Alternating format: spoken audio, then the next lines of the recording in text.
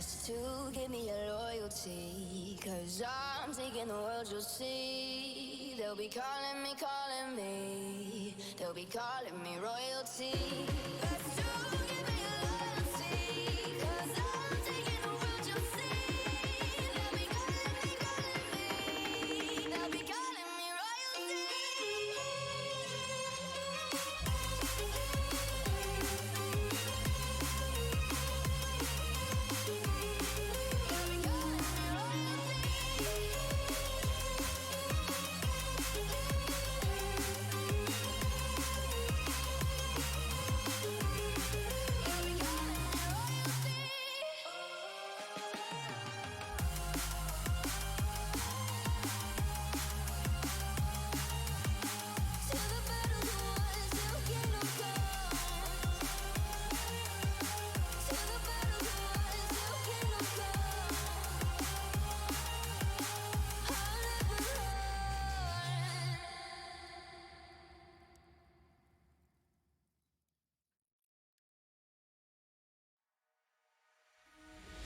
I don't know what to say, I don't know what to say, I don't know what to do.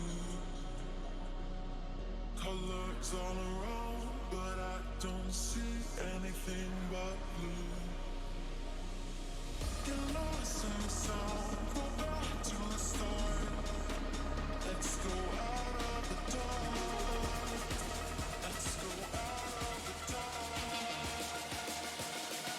Into the light now.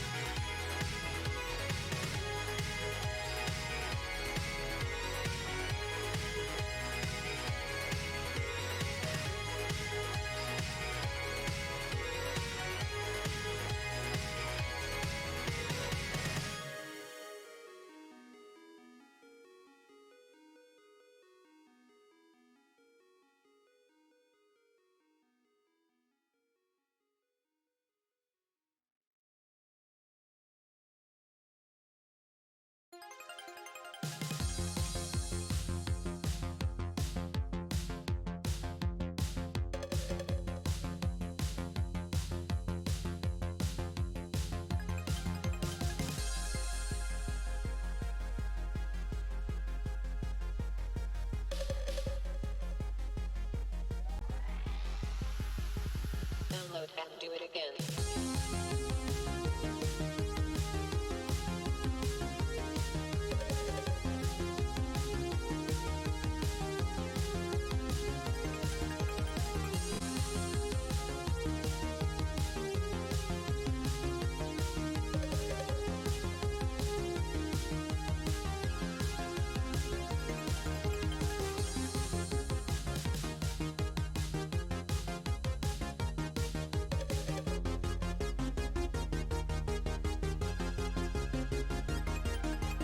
Download and do it again.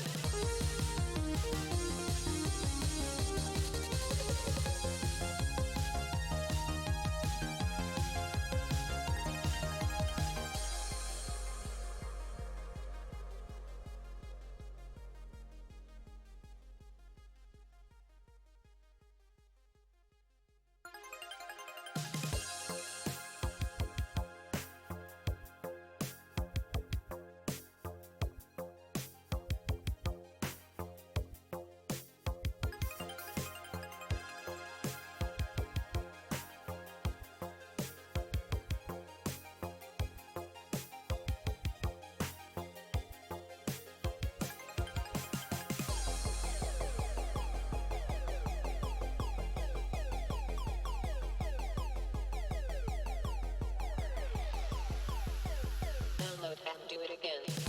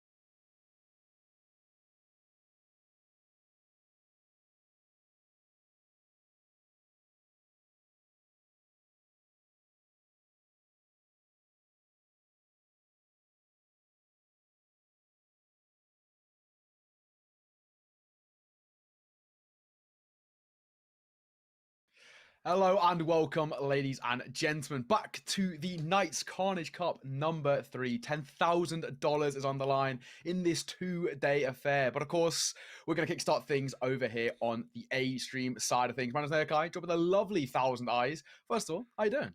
I am doing great. I am extremely excited for the high tier teams that we have going into today, and I think we're going to get a lot of great action.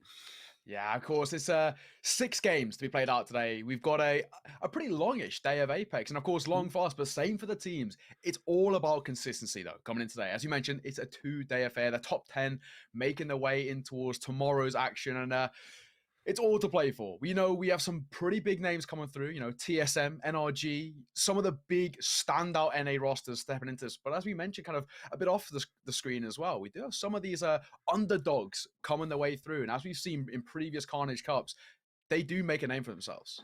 Yeah, I mean, some of the teams that I am familiar from doing other casts is teams like Washed, teams like NM. These are a lot of teams that I know fairly well from doing other events, and I'm excited to see how these teams are going to stack up against what a lot of people would consider is the best of the best in the TSM and G2 and RNG style of teams. Yeah, exactly. I mean, there's some pretty notable names. I mean, standout players. I think Imperial Howl has to be one of the ones we have to keep an eye on in terms of, generally speaking, Rocket, arguably seen as one of the best players within NA. There's a lot of standout names. As you mentioned, there's a few that could cause an upset. I think Counterlogic Gaming is one that I want to keep an eye on. They seem to be on a bit of an upwards trend, generally speaking. I think we do have some relatively decent chances of a bit of an upset. But before we get underway with that, we'll give a quick big shout out to our lovely sponsors of the entirety of a night, in that of Zippo, Zenny, Boost, PNC Sheets, and HyperX. Of course, without them, none of this would be possible. So we give them a massive shout out. But let's talk about the details. We're playing 6 games today, 3 maps on World's Edge, 3 maps on Stormpoint. What's your thoughts on that? Yeah, I mean, Stormpoint is going to be an experience because I don't think either of the I don't think anybody playing today has a lot of competitive experience on Stormpoint as of yet.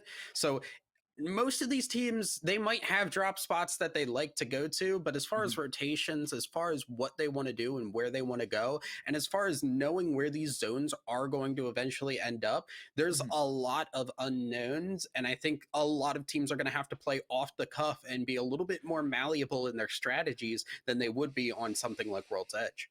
Yeah, I think you've hit the nail on the head there. Malleable, versatility, that is key heading on towards Stormpoint, right? So little competitive experience, new season, new map, and because of that, for a lot of these two teams, I think for a lot of these teams, I say, it's sort of a testing ground. We have ALGS coming up soon. They want to be able to get this sort of map under their belt, a lot of experience as well to try and build up that knowledge. I think rotation is a key one coming into this. They're going to have their sort of rough setups about where they want to land, where their starter point is going to be, an idea of the loot they're going to be able to pick up going into said points. But of course, as you mentioned, the rotations coming through sort of build on the narratives of each and every map. And going back to what we said coming into today, it's all about consistency. It's all well and good having one game, but one win and then, 4 or 5 18th place finishes, you're not making it through towards tomorrow. Oh, absolutely not. Yeah. I mean, we have seen teams that will win and then not be able to make it through. And it feels like it's kind of surprising, like, oh, they had that really good game. But there's 6 games here, and I'll always take a team that is getting consistent placements and getting at least, one full team of kills, as opposed to a team that pops off for one game and can't replicate it. Yeah, exactly that. I think last time I was on the Carnage Cup, which was latter part of 2021, the team ended up winning overall. Was on my side of the stream on Knights Arena on the B side of the stream, and they didn't win a single game on day one. They finished, pretty consistently 4th, 5th place. Ended up going towards the next day, and same again. It was all about consistent finishes. I think they got 1 win on the second day out of the 6 games in total. But that's what it's about. Do you see these teams, the ones who are quite successful in terms of the long term, are the ones who just play things safe, may I say, play kind of methodical and wait for their opportunities in the late game. They don't try and go for the, overzealous, hungry, frag mania sort of starts to a game. They just play it slow, wait to get in towards that final zone, wait until it's the last 5. Okay, maybe a 4th place finish overall, couple of kills here and there, but it's points on the board, and that's what matters. Yeah, I mean, sometimes that aggressiveness does lean well into how some teams want to play, but it is just most of your points are going to be coming from placements, especially if you're getting into that top 3 consistently. You are going to be golden for the day and golden for the weekend. Granted, though, you do see a couple of teams, it's 1 point Mm-hmm. per kill, but I mean, they'll pick up 9, 10 kills a game. Even though they might finish like 8th, for example, they still win in terms of the points overall. So, for some teams, that does favor them. And of course, that's where we start to look to the big names, TSM, NRG, Cloud9, to example, as well. Another quad aggressive team, Carnage Gaming, I think, are a prime example. G2 as well. These sort of big organizations, big rosters with players who, on an individual level, are probably just that step above in terms of caliber. That's where they will kind of try and maximize their points opening day in terms of just getting the kills on the board. Try and guarantee themselves a place in tomorrow in the kind of opening 3-4 games. But realistically speaking, you'll see the sort of real frag hungriness come towards the latter part of the day, right? Game number 5, game number 6, where teams are, I call them fringe teams. They're sitting around somewhere in the region of 8th place to 14th place, roughly, where they know for a fact that, top 5 is only just going to scrape them, and they have to aggressively pick up points off the back of kills. And that's where I think, for me, things get exciting. Opening 2-3 games, I reckon it might be a little bit passive. Yeah, I mean, there's a couple of reasons for that too. It's, like we said, consistency. So people are going to be playing a lot more safe. But there's also the fact that these teams may not be as familiar with each other. Some of them are going to know what these teams are going to want to do. But especially as we move on to Stormpoint, no one knows what's going to happen. It's going to be complete chaos. And I can imagine that some of these teams that have been like, oh yeah, we're probably going to be dropping here, might just end up changing that up, might just go for something else. And whether some teams are going to value the creature camps and trying to get the stuff off of them, I don't know if that's really going to happen, but I think some teams might end up doing that just to throw wrenches in plans.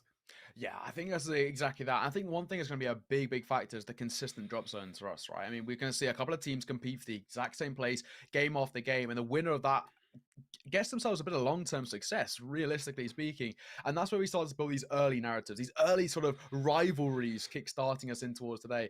But I think you hit the nail on the head when it comes to Stormpoint. We can't really make any predictions, can we? I mean, it's so new to competitive play. It's so new, generally speaking, that we have no real kind of, attempts at a guess of how things are going to play out as well. You kind of, if you're going to play it safe, you'd want to go for the big name teams who have, of course, that competitive success under their belt. But like we said, so little teams are going to have that competitive success. This is such a new map to the competitive map pool that we can't make any predictions. So if you want to, throw a guess out there saying NRG, TSM, Cloud9, G2, I mean, it's for nothing. No one can guess anything. It makes it all the more exciting. Absolutely. It's honestly, I think that's the part of the day I'm going to be the most excited to watch, because it's just going to be, who knows what is going to happen? Like, are we going to just see some of these teams that just have really hard practiced this map, but like aren't as experienced in World's Edge, maybe pop up in there? Because it's just hard to get solo queue experience. That ranked ladder experience is extremely different than competitive, where you're holding an area for so much longer, and some of these teams might be a little more comfortable in that competitive experience than the ranked ladder that some of these other teams may have just really focused on. Yeah, and one thing I kind of, definitely for me, that I want to keep an eye on coming today is Mad Maggie, right? Of course, who, in terms of generally speaking, it completely changes the meta, though, for me. I think she, as an agent herself, is a completely different style of play coming forward. Can be quite aggressive in her nature, but of course, very passive too. There's going to be no door camping anymore because she just clears it out, easily speaking. So I think, for me, I've actually never commentated Mad Maggie in terms of competitive play. I've of course seen her in my own games here and there. But I think I'd love to see how the tier 1, the absolute upper echelon, utilize her as a character and see how things change up coming in terms of metas. It's all still so fresh. Yeah, I mean, I think I've seen a couple of teams go for her. She hasn't been super prioritized, but she has been here and there. One of the things that's really interesting with Mad Maggie is you can throw the ult, and those boost pads stay there for a long time, and her ult comes back very shortly. So if you throw the ult and then start running when your ult's at about 80%, your ultimate will come back as you are rotating, and you could get a super long, fast rotation out. She's one of those characters in that sense who is very good when you're just trying to maybe double back, or of course on the same thing, third party. That's going to be a big factor coming today. Of course, drops coming forward for game number 1 of 6 today. and already quite a mid-focus section. We're looking towards, of course, Fragment in towards that northwest this sort of area. To kickstart things, of course, we already see a few players making their way there. Lazarus as well. Yeah, and one of the places that we do need to keep our eyes on early on is going to be launch site. Bad Boys are going to be landing alongside CLX, so there's going to be some action at the start every single time, unless one of these teams starts saying, all right, we're not winning this, we need to change things up. Yeah, Bad Boys to the bow check. I think it's sounds about right to me, as they actually got a little bit of early information to kickstart things. A melee kill already as well for Complexity. Not a bad start for them. What? As they'll take that. Prodigy Ace has dropped early doors. No complaints. That's a very strange turn of events there. I would like to see what happened there, but right now we are seeing CLX starting to just rotate out. Seems they don't want to try and pressure this right now, and kind of what we expected. Safer play earlier on. Yeah, very slow, very methodical, not trying to overextend. I think is a very, very big thing. Get your drop early doors. Don't try and contest when you don't have the utility to allow it, right? Just play things a little bit slow, a little bit cautious, I think is the way to do it. As you mentioned, consistency is key, right? So you want to be getting those last place finishes. But you have been updated that Prodigy Aces is down and out for the count, but solo in the lobby, alone. Oh, okay. Where's the team? What's going on? Not awake yet? I mean, it is, 3 p.m.? Who knows? I mean, look, sometimes it happens. Sometimes scheduling conflicts occur, but unfortunately, yeah, that's going to be a little unfortunate.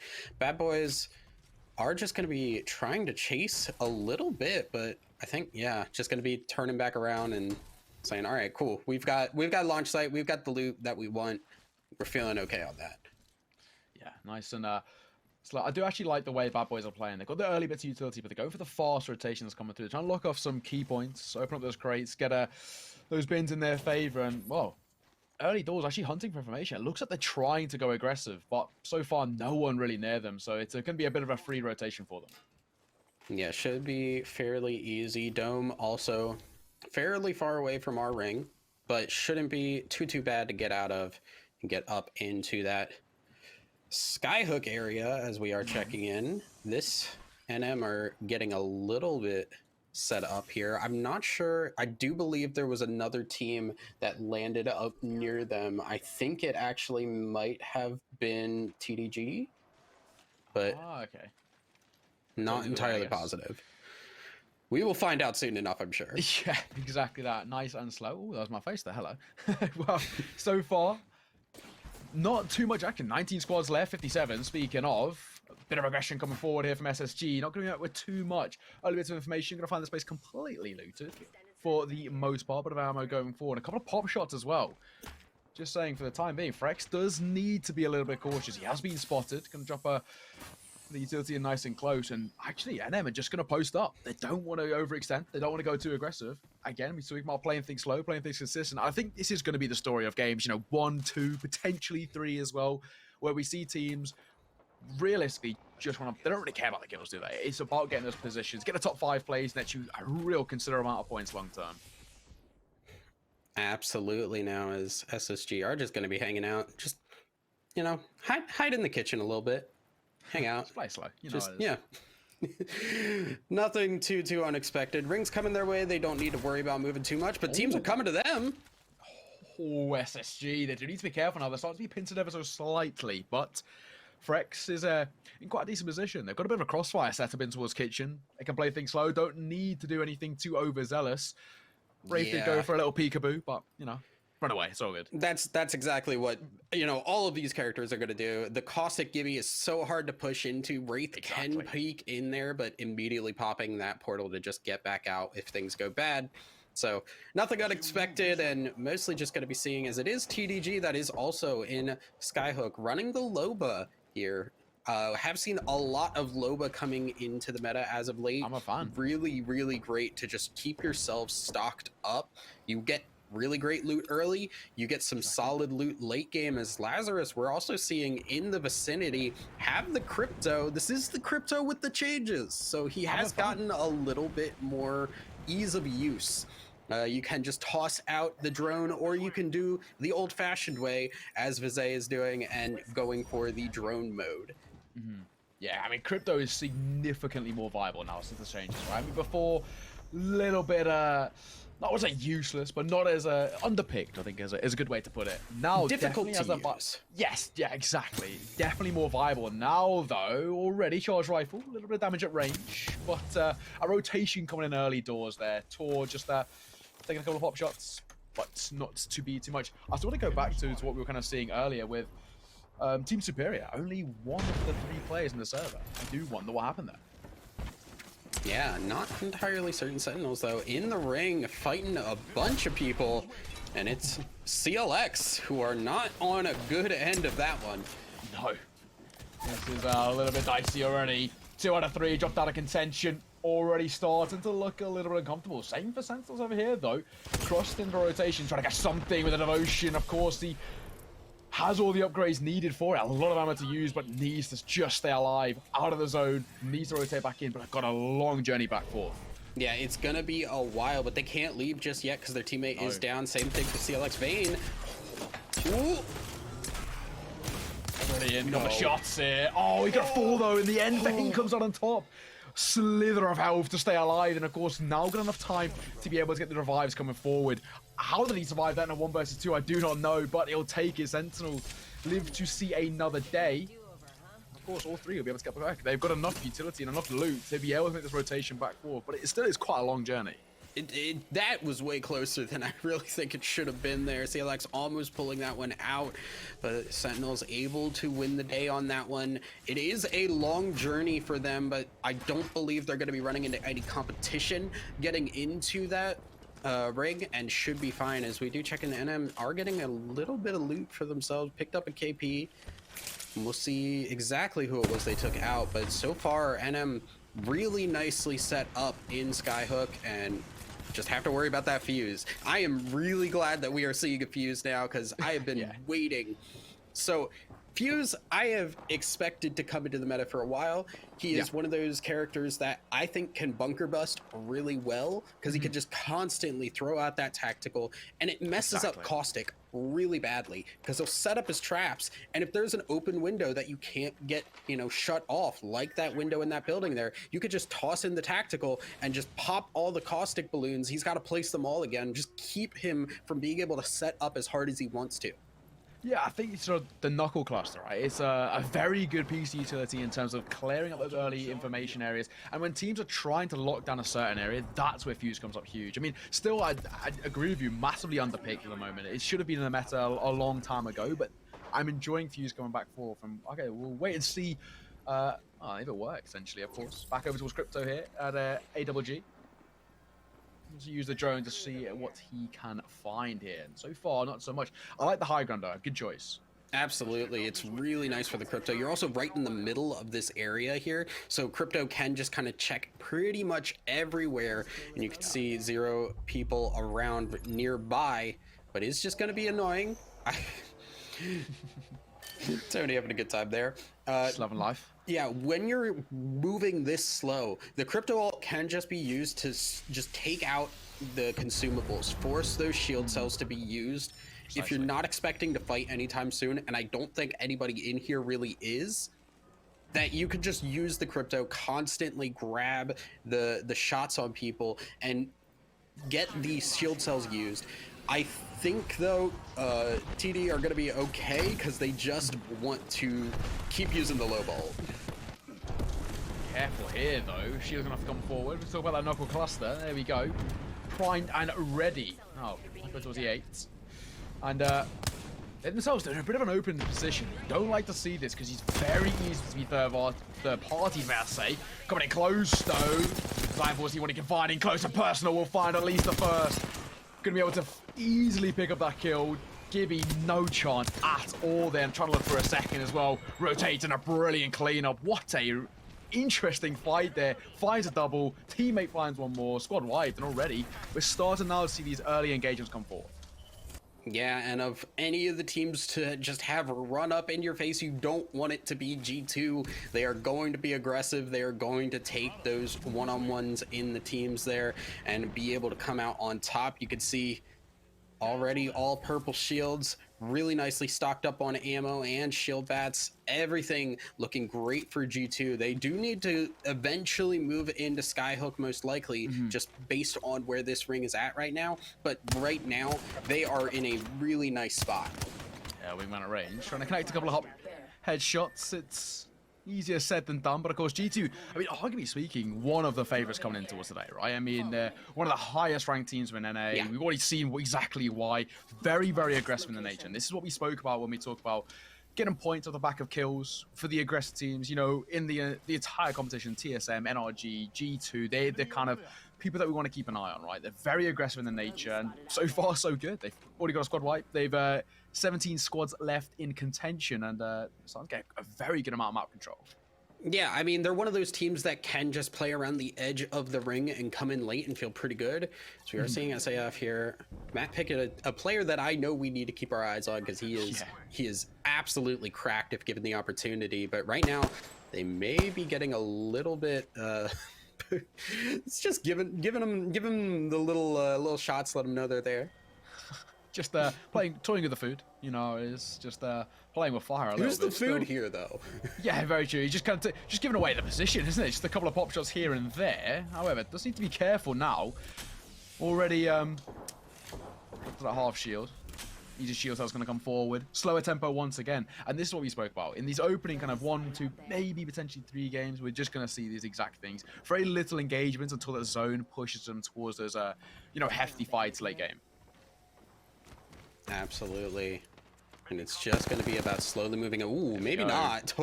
Getting up in their face.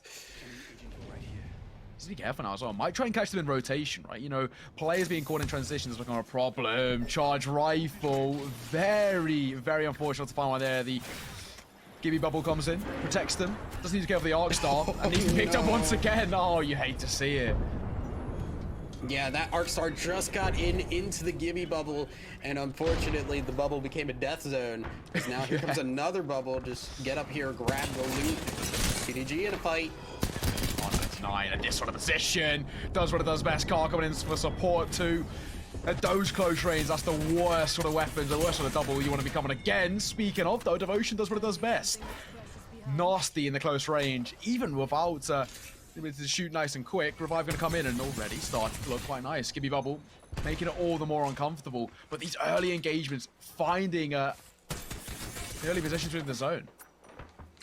Yeah, TDG able to get a nice cleanup there, protect themselves. They had the weapons set up for that close range, like you said, not just the car, not just the R99, but the Devo, doing great with just being able to walk up there, hold down that left click, and just get a bunch of damage down.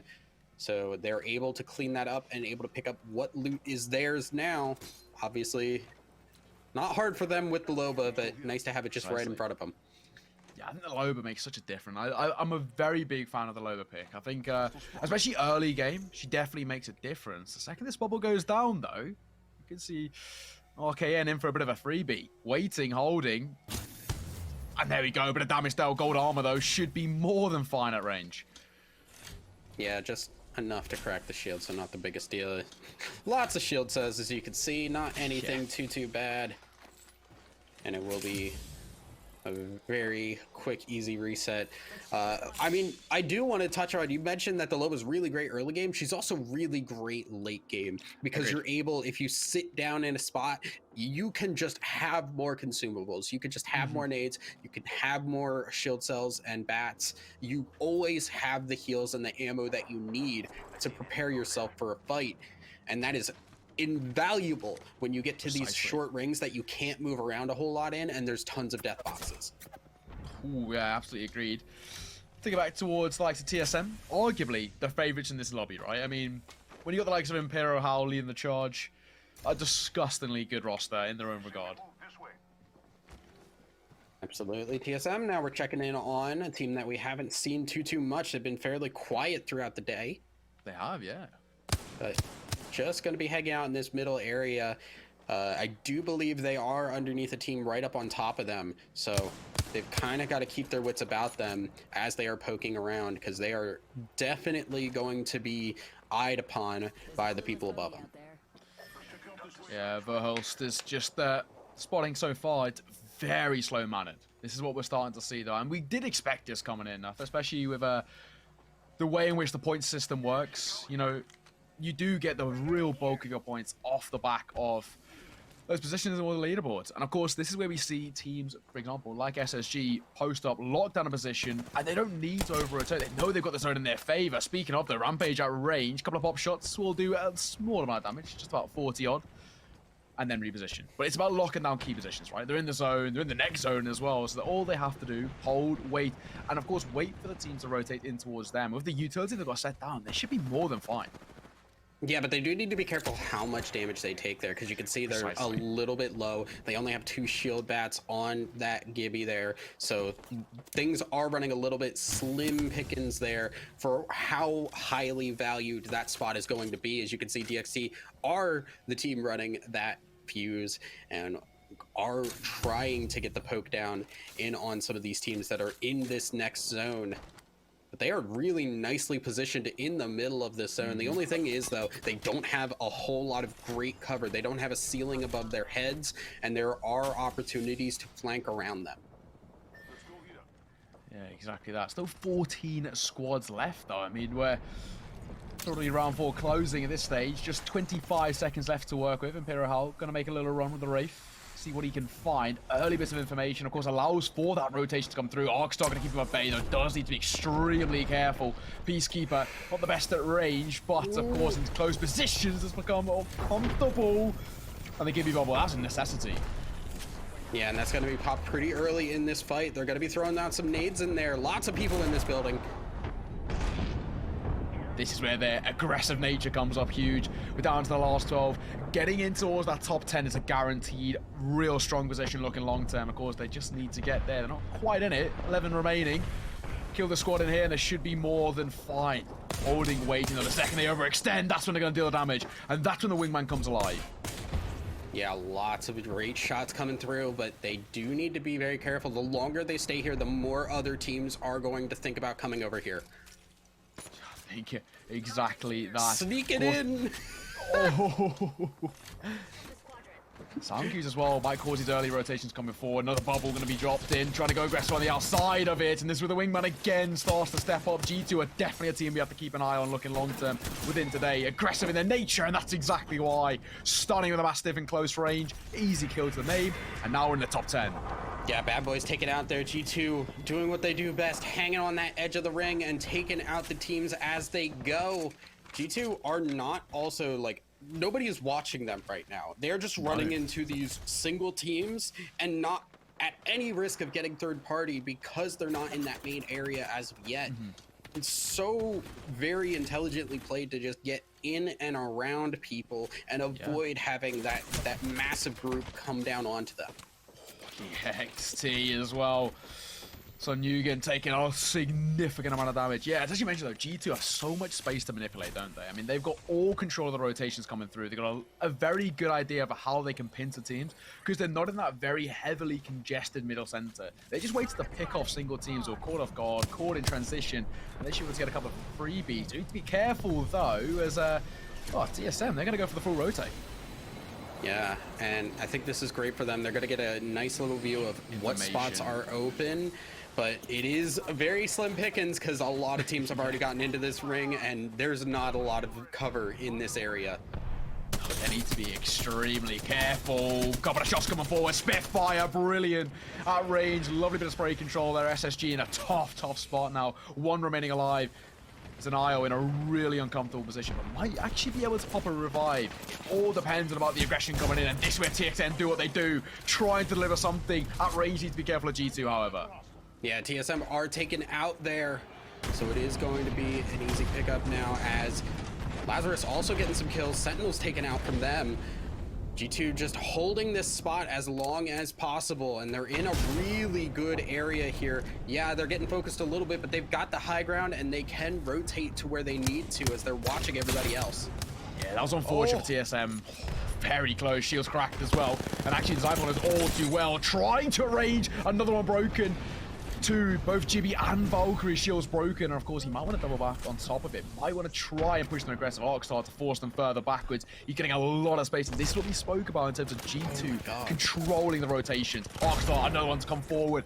It's already looking very uncomfortable for Cole, and Lazarus might be able to pick up a few. Yeah, Lazarus sitting here trying to get the fight afterwards, but I think G2 are going to have enough of a safe rotation here because Lazarus need to get their Gibby back up. G2 are just going to back out and hold this bridge. Yeah, I mean, without a Gibby bubble, they become very exposed to range, don't they? And that's where G2 do what they do best. I mean, just pick them apart, catching them in transition, consistently forcing them into really uncomfortable rotations. And you see exactly what they're doing here. Hello, Rampage in the hands of the SSG players, looking all the more important now. Yeah, Drops just taking people down. DXT now eliminated, so we are down to 3. SSG, TSM, and Lazarus, I believe, are our 3 left. And right now, SSG in the better spot. G2 might get pinched. Jeez, we can't be careful.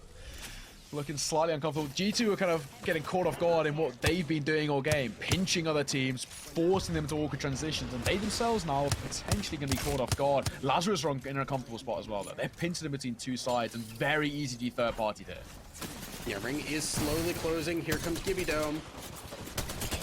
The fight, pushing forward, overextending ever so slightly. Result's going to fall, looking to make it a second as well. Shield's going to be going down for the likes of G7 Dank, but he's still somehow staying alive. Yeah, and at the end of it, SSG just going to come in, sweep it out, and say, all right, guys, you guys go at it.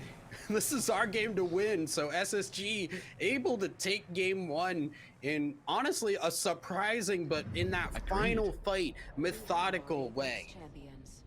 They waited for their opportunity, didn't they, right? I think all they had to do was play quite passive in nature, play quite slow, and as we spoke about, wait for those overextensions. I think Lazarus got very unfortunate there. They were pinted in between two sides. The zone was pressing behind them. There was no ability to rotate. There was no where they could go, right? They just had to hold and wait for the aggression to come through. Granted, credit where credit's due to pick up a couple of kills at the end there. That's extra points on the board, but yeah, fantastic stuff to clean things off. Wait for their opportunity, caught them in rotation, and of course, that all-elusive third party winning them out. A very interesting first game, and surprisingly as well, the big names, G2, TSM, not taking that first spot. Yeah, I mean, I think the way that ended up, G2 were in a position that they could take that. The problem was just they got a little bit too aggressive near the end, right, and SSG just held back, bided their time, and came in for the win at the end of it. But I don't know. G2 also looked really solid today in game 1, and I'm very excited to see what that's going to turn into as we go further into these games. Absolutely spot on. I think SSG played it well.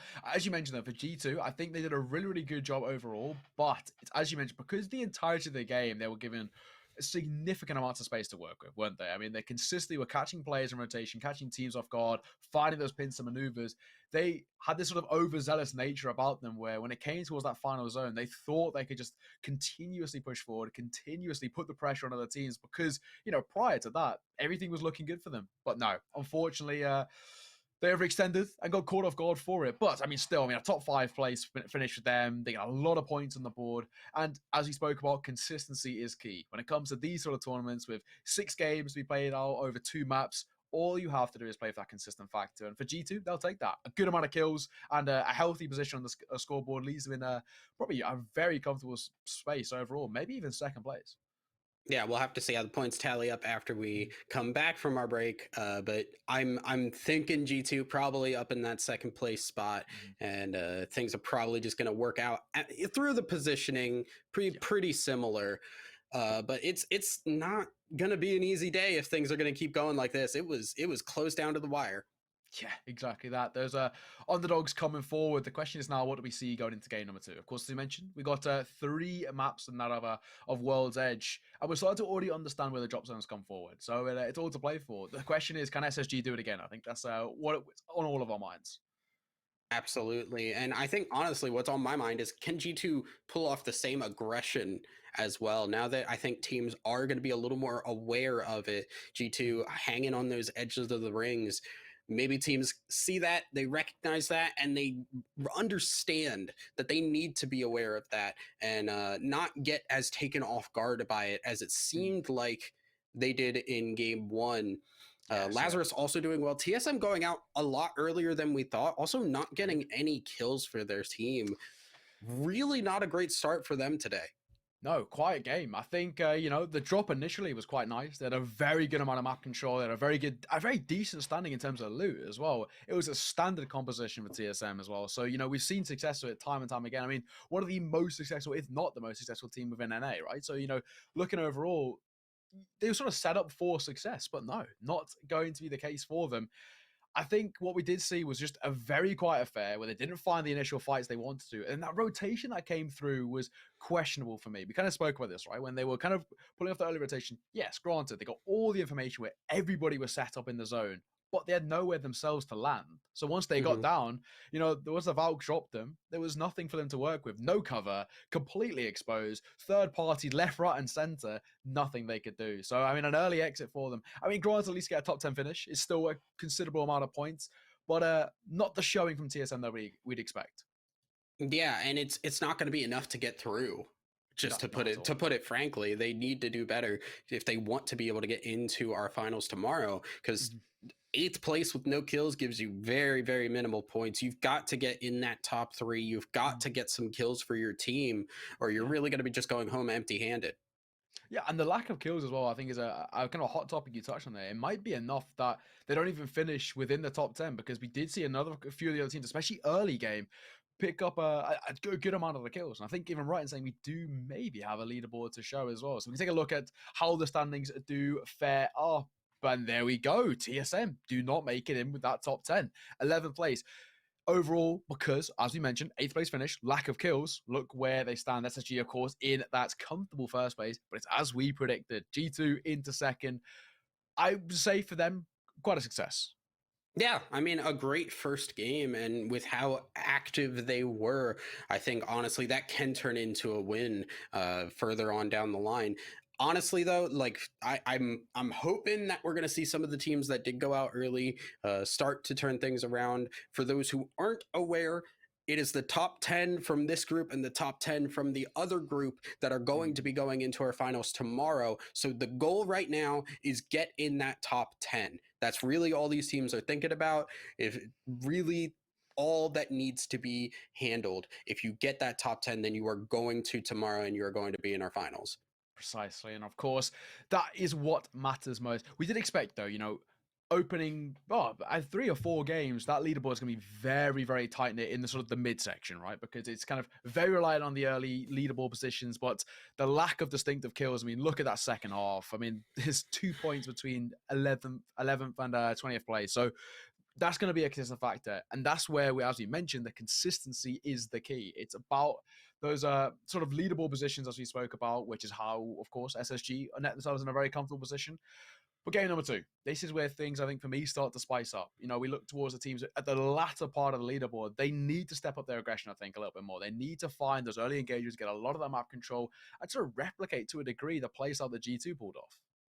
Yeah, I think, honestly, what needs to happen is the biggest thing that you're going to be watching is as the day goes further and further, these teams are going to be watching the kill feeds. They're going to be seeing who's going out. They're going to be seeing who's getting kills. And they're going to be trying to track in their heads that math that they need to in order to place in those top areas. So as the day goes further and further, you're going to see that more and more, especially if there's one team that is just popping off today. You're going to really be pressed to get kills. If G2 gets that game where they are getting a bunch of kills and they are coming in first place, that's less points for everybody else. There is a limited number of points. So if you're not going aggressive, you might need to turn up the aggression. You might need to start picking things up. Now, I will say it is game 2. I always say this in all of the Apex games I cast. It could completely flip and we could go back to even. There is a world in which that happens. So things are still very much set in water. They are not set in stone, and things will be flipped all around. So don't worry yourself too much if you are a TSM fan or a fan of any of the other people in that bottom 10. Everybody still has an option to get back into there. Yeah, I think absolutely spot on. I think, early kind of opening half. I mean, precisely, realistically speaking, anything on World's Edge is not set in stone. It doesn't matter in terms of longevity. It's all about, as you mentioned, that consistent factor. But yeah, these opening 3 maps, that leaderboard could completely change. We can see, first place after map number 2 or 3, not even make it within the top 10. There's still definitely a possibility. And that's where, of course, we always go back to that same factor of you have to get those consistent finishes on the board, the top 8s, the top 7s, where you start to garner a real chunk of the points coming forward. And then, of course, on top of it, if you have the ability, pick up those kills. And that's what G2 did so well. I think G2 have come into this with the right mindset for me. They weren't overextending until that latter part, but they were trying to pick up those kills and rotations, trying to consistently catch off teams who were, they themselves already in an engagement. Third party means 3 points, and then play things long term. But later is, of course, game number 2 on the cards. Of course, once again, over towards that south side seems to be that, the real priority landing. But later is, of course, game number 2 on the cards. Of course, once again, over towards that south side seems to be that, the real priority landing spot. Launch site, the dome. It seems to be a bit of a heavy chunk over there. Yeah, I mean, launch site is the only place that I know that people are really going to contest consistently. Everywhere else is pretty much just one team, unless one of these teams does want to switch up where they are going.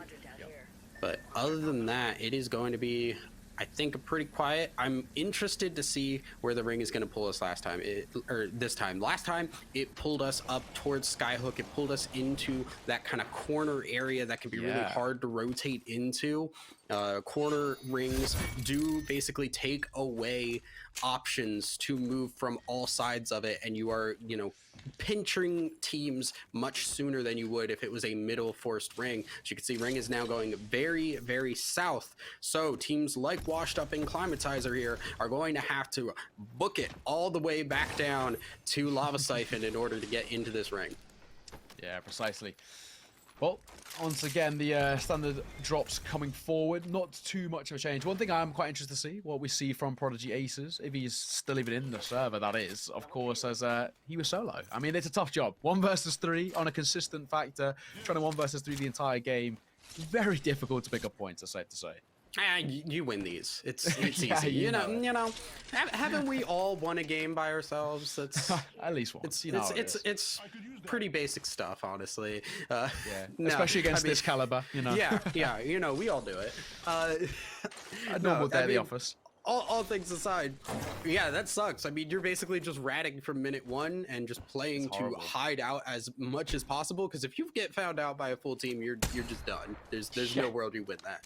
Nothing you can do. I mean, when they see him as well, it's just going to be a free point on the board. Okay, 1 versus 3. There's no way he can find us, all of us. So let's just go and collect ourselves a free point and carry on with our day. I mean, it's a real unfortunate situation to be in, and this is where, for him, it's I guess you play for fun. You play to get your name out there to a degree. Except as well, a decent little spot where they are so far. They can just, they can log things out. They don't need to overextend. They did spot a little bit of information onto the train tracks. Do need to be careful at range, especially when they got a sniper right in their face.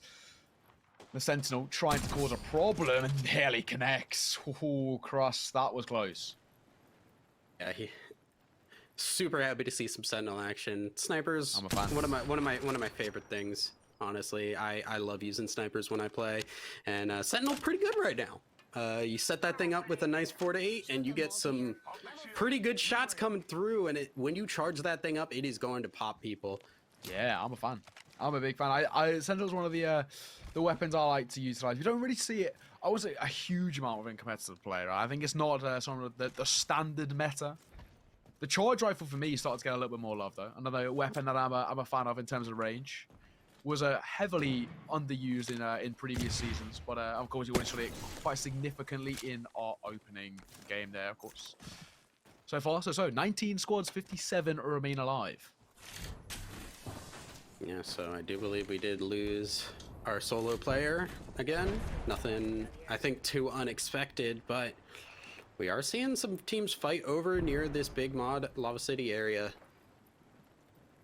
So we are checking in. SAF are just kind of hanging around, trying to get some shots in. Already a purple over there, and they are a little split up, so be careful what they want to take this. Oh, he's being for a freebie here. They need to be careful not to overextend. We've already spoken about that ourselves. But they've got a very good pincer maneuver coming in here. They've got the height in terms of the Valkyrie as well. And oh, Vayne. That's unfortunate. Already being chunked all the way down. And that's what we love to see. The Peacekeeper coming in nice and close. A personal Arcstar as well to make Vayne's life a bane. And he's going to be very unfortunate to be caught off guard there. And that's a really nice pincer maneuver from Saf. I mean, 3 kills essentially. Caught in rotation. Absolutely nothing they can do. Perfectly played. Yeah, they are unable to actually get into the building though, so it is just going to be the full reset. Consumables being used. CLX just trying to find a way out of this, honestly. They gotta get away. And unfortunately, their rotation option is a Valkyrie. When you're running something like the Wraith or the Octane, it's a lot easier to get out of a building and get into another section. But when you have the Valk, you've got to get some overhead clearance so you can zoom up. They have it now, but they're still getting fired on, so it's still just retreating over and over again. SAF are just feeling the confidence here. They are, I mean, Krabi still just holding out that top angle. Give a freebie here, swinging forward, that's aggressive. Finding at least information on towards 2, the flat line in that sort of position does what it does best. However, the Incendiary, ooh, he gets extremely close. Does become a problem. Well, after, of course, utilize a lot of those usables. And, of course, now, gives away the sound cues. He has been extended on as well. Going to fall away. Small play. Yeah, just wait for the rest of his team. Wraith can play aggressive, but you do want to make sure you have that backup if you need it. So right now, CLX are just still holding this as long as possible. They've had such a bad run of it. Game 1, they were getting attacked as soon as they dropped by bad boys, and then now they're just getting hit by SAF. They cannot catch a break. It's so unfortunate. I mean, they finished in 17th place after the backup game number 1. It's a really unfortunate start, and already Matt Pickett good for 1. Nice bit of aggression there. The Valkyrie does what it does best, jumping down, utilizing that movement in that sort of position, and the Mastiff in close. Missed the first shot, and costly, extremely costly. Vayne or fall, and that's their number up. Oh, it's an unfortunate mistake. I think if I'm right in saying they're actually the first squad. I feel like we started with 19, unless we did see, of course, one drop immediately to kickstart, but I feel like we did start with 19. You may be right on that. I honestly do not know. Maybe Prodigy just called it a day. He's like, you know, I'm not feeling the rat plays all of today. Yeah. I'm just gonna have an early night. Pop the stream up or something. You know how it is. Better things to do with my life. I don't blame him at all. That makes sense. Yeah, so unfortunately CLX going down there could not hold off the pressure. G2 now actually kind of just hanging out here, already in the ring, so this is going to be a much slower pace here from G2 than we expected. Bad Boys also already in this ring because the ring is just coming to them. That is some long-range wingman action. I respect it. I respect it, but I don't know if it's going to happen. I'm going to be real.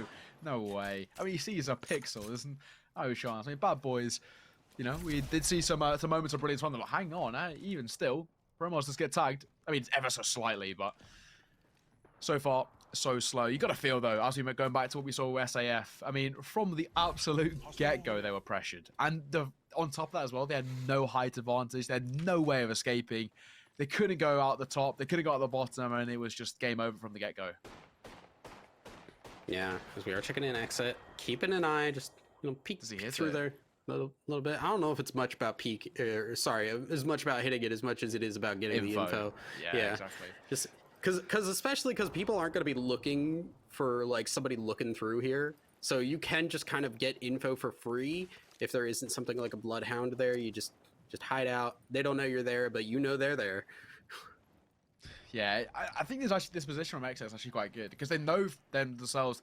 It's impossible for them to be pincers, right? They've got, of course, the geographical location that aids them in terms of there's no ability to sort of be flanked coming forward. There's no way they can be caught off guard. However, there's the other things where they can be picked apart because everybody knows exactly where they are, and Tor's trying to do exactly that. 91 with the first shot. The 30-30. Some people don't like it. Some people can't use it, but we know for a fact RKN can. Yeah, I'm gonna throw it out there. People who don't like it are also the people who can't use it. Precisely that. Exactly that. I think RKN is pretty happy with that. Drone gonna come in, pop some shields, but I don't think it's gonna be the push out of it. So it should just be an easy, just pop those shield cells, feel okay, and keep going forward. Ooh, SSG, the winners of game number 1. And you got to say, not the greatest position. I mean, there's potential for them to be pinted in this position. Of course, they got the zone to their right-hand side, and it's Frexus from above, trying to use that height to his example. But of course, with just a wingman, not the easiest. We already saw about that thing at range, not the best. Yeah, they do have the option to just get out with the Valkyrie if they need to, so it shouldn't be the worst thing in the world.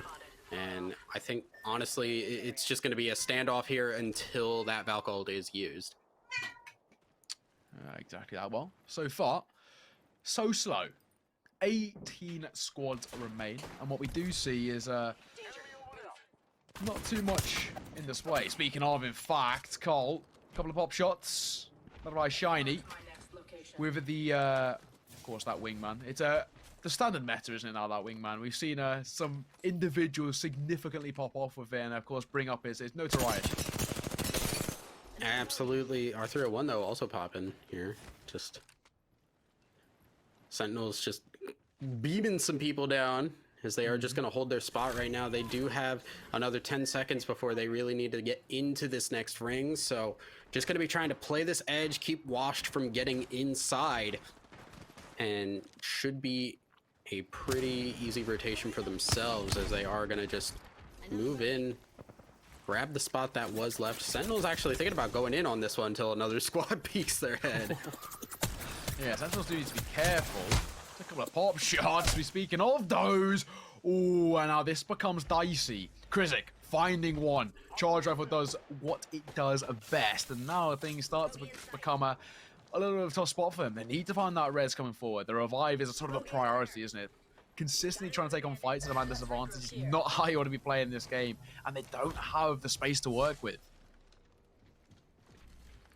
So they are just going to retreat here, but the ring is coming to their backs. It is only round 2, so not the worst thing in the world, but it is not fun to hang out here if they need to, so they are just going to be running out. Luckily, they don't need to run into the people that they did end up fighting. They're going to hang out here for a little bit, maybe just look to group up and use that Valkyrie to get into the ring. Yeah, just wait for those positions to work in their favor. So far, so slow. Speaking of Sentinels, they're trying to make that rotation in. The zone is in a bit of an uncomfortable position for them, especially since they've been spotted out, crossed. Needs to get the shield cells on board. Yeah, they might need to go the long way around here into this little tunnel, but somebody else is already there too, so it is getting tougher and tougher. I'm really thinking they need to use this Valkyrie. I think they do as well. They have to get a real stark rotation coming in. They're going to make their way into this tunnel, and they're going to be met. It's going to be an instant fight coming forward, an instant engagement, but they don't really have too much in terms of utility to make it work in their favor. And of course, you spoke about the consumables. They're running low, distinctly low. Not to the position you want to be in. We move our way back over towards Washed. We started with them in game number 2, and they remain alive. They're looking pretty comfortable. Yeah. A lot on board for them. Austria 1 as well. I'm a fan. Yeah, Washed were also one of those teams that were getting into a fight with Sentinels, so it's possible that they're going to run into each other again. As you can see, Sentinels moving into Harvester, and there are a couple of teams already in there. TSM also already deep inside that ring alongside Lazarus right now. So, going to be a lot of teams that need to push in here as the ring does get deeper and deeper in and smaller and smaller. Still 18 squads. I do love where the zone's going towards as well. I mean, in between Harvester and the tree, it's very open, at least a lot of hefty engagements. Hang on. Okay. Incendiary 2 as well, stunning. Gravity pulling me nice and close and personal. This is a brilliant play. Washed, I think, doing it for a bit of a troubled time. The Gibby bubble comes up, but will it keep them alive? Wingman finding one at the very least, and now things do become a little bit easier for Sentinels, picking up kills on the board, picking up those points that G2 did oh so well. And speaking of, we haven't really seen too much of that. No, and I think, you know, when we saw them inside the ring, they don't want to leave. You don't want to leave if the ring's coming to you. G2 will play that edge, but honestly, I think they're just looking to play position for right now. Sentinels, though, unfortunate there because they had such a great play to pick off that team, but Or, sorry, Sentinel's doing well. Washed, unfortunate, getting picked off there by Sentinels. Because it was such a great play to pick that up. FTX also getting a little bit of pressure put on them by some fuse grenades. Now, okay, it goes back to these sort of mid-round sections, right, where not a lot happens. We saw the sort of early engagement to give Sentinels that room to work with. And you got to feel for Washed. I think they had the right setup as well. They were posted up waiting for the engagement. They sort of themselves felt that they were prepared, and they were extremely underprepared. It's safe to say. Now, back to TSM. Again, slow from them. We haven't seen too much put on the board from them. But I do prefer the way they're playing this. They're waiting to play late game. I mean, they are, but they also need to get something going here because they are running low on those shields. Everybody else running purples and golds, and they're still on blue shields. So if they get into a full-on fight, or if they're getting flanked from a bunch of people, it is not going to be easy for them to win that out. Yeah, I think you're exactly right there. I mean, we spoke about playing late game, playing for leaderable positions, but are they going to get there? The second they come into one engagement against, when we talk about purple shields, gold shields, even potentially reds on the line, that's when things become very dicey for them. We go back, over towards them. Verholst still just the 3 blues. It's only Imperial Howl who's made the upgrade towards purple. It's a bit of a dicey spot. And actually now as well, their sort of positions being given away. So they themselves in a real tough spot. Sentinel's taking a significant amount of damage though. Oh, and it might be left down just to one. It is Crust all alone now. 1 versus, and of course has to get these reses coming forward. Yeah, I don't think Lazarus want to go out in there though, because it is leaving their safe spot here. RNG also really getting pressured here. They still have their Gibby they can get up, but AGG gonna just pop in, say no you don't. Time to go home. Yeah, exactly that. That's so sad. You do hate to see it, don't you? You hate to see it. But now we're starting to see these engagements that we're looking for. It's late game. This is how we expected, games 1, 2, and 3. It's Henry coming in, and brilliant Wingman finding the shield crack on towards 1. Looking to make it a second as well. Cole doing what they do best in terms of early engagement, waiting for the fight. And there's such an easy cleanup, but they themselves could be pinched into their own maneuver. Yeah, they got to be very careful here because it is a little fishy. This revive, okay, doing it up here actually should give them some safety because it's a little bit hard to understand like where that is when you're hearing that go off. You always gotta be careful when you're reviving because there's always the panic of, okay, when is someone gonna come? Your camera changes so you don't know if they're coming in from someplace or not. It's always scary. Sentinels though, now having to run 2, getting some damage down, but SSG not looking too hot. That's more than safe to say. Mastiff comfortable alongside Promos for that clean up there. SSG though, again, a really strong performance from them. I'm liking the way that we see them go about this, methodical from likes of Space Station Gaming, Sentinels as well. A 2 versus now. They're at a man disadvantage for the rest of us unless they can get that beacon online. 30-30, got the height advantage. Yeah, low ammo on that though, so starting to run out of the ability to do so. Here comes the crypto ult, they're pushing. Hawkstar as well to follow suit. They're pincing here. This should be a clean-up. The crack coming in as well. Oh, it's more or less done and dusted. The Wraith did at least get in that rotation. Pop shots though, easy with the 30 repeater raid to try and find something. Trying to use touch down teammate in terms of staying alive. But the height advantage once again comes up huge for them. Speaking of, the back towards G2. We said they're in a good position. Mastiff 1 versus 2 and comes out on top somehow. Resulted. That is huge. Oh my goodness. And here comes the Gibby bubble. Get the revives through. That's brilliant. G2 gonna be able to reset here after what looked really risky, really iffy. They're able to get the reset off and they should be able to get back into this game. 8 squads left and G2 still looking solid despite how everything was going. Yeah, G2, a lot of their number was up there, didn't it? I mean, more or less, results half HP, no shields, running out of ammo on the Wingman as well. It more or less looked like a done round, but no, 1 versus 2, Mastiff at close range, Wingman to clean things up. Gordon the Janitor. And it's now them staying alive, the full revive coming on. Of course, we go back towards Space Station there, again, looking fantastic. Yeah, so now they are going to be able to just get themselves back in, and SSG looking a little iffy here, dropped very low HP, and I'm guessing they don't have any heals for him, because I would assume they'd be getting that up if they could. Okay, there's the Phoenix, so will just be a reset, but things seem to be getting a little iffy for them. They have this really nice spot. The high ground is great for where this ring is coming, but it's also gonna be very highly contested. SAF also hanging out underneath here, just slowly moving through. They want to sneak up on somebody. TSM maybe getting the bad end of that. They're down. They're gone. Out falls as the host, and it's more or less a done position. This aggression coming forward once again, trying to utilize the Gibby bubbles to their advantage. Arkstar forced them back, and M now deep within that top 10, actually down to the top 5. That is final round on the board as well. And now slows down once again. This is where these early engagements come forth and give them that longevity in terms of that top 5 position. Lazarus once again deep within the standings, and again save the space station.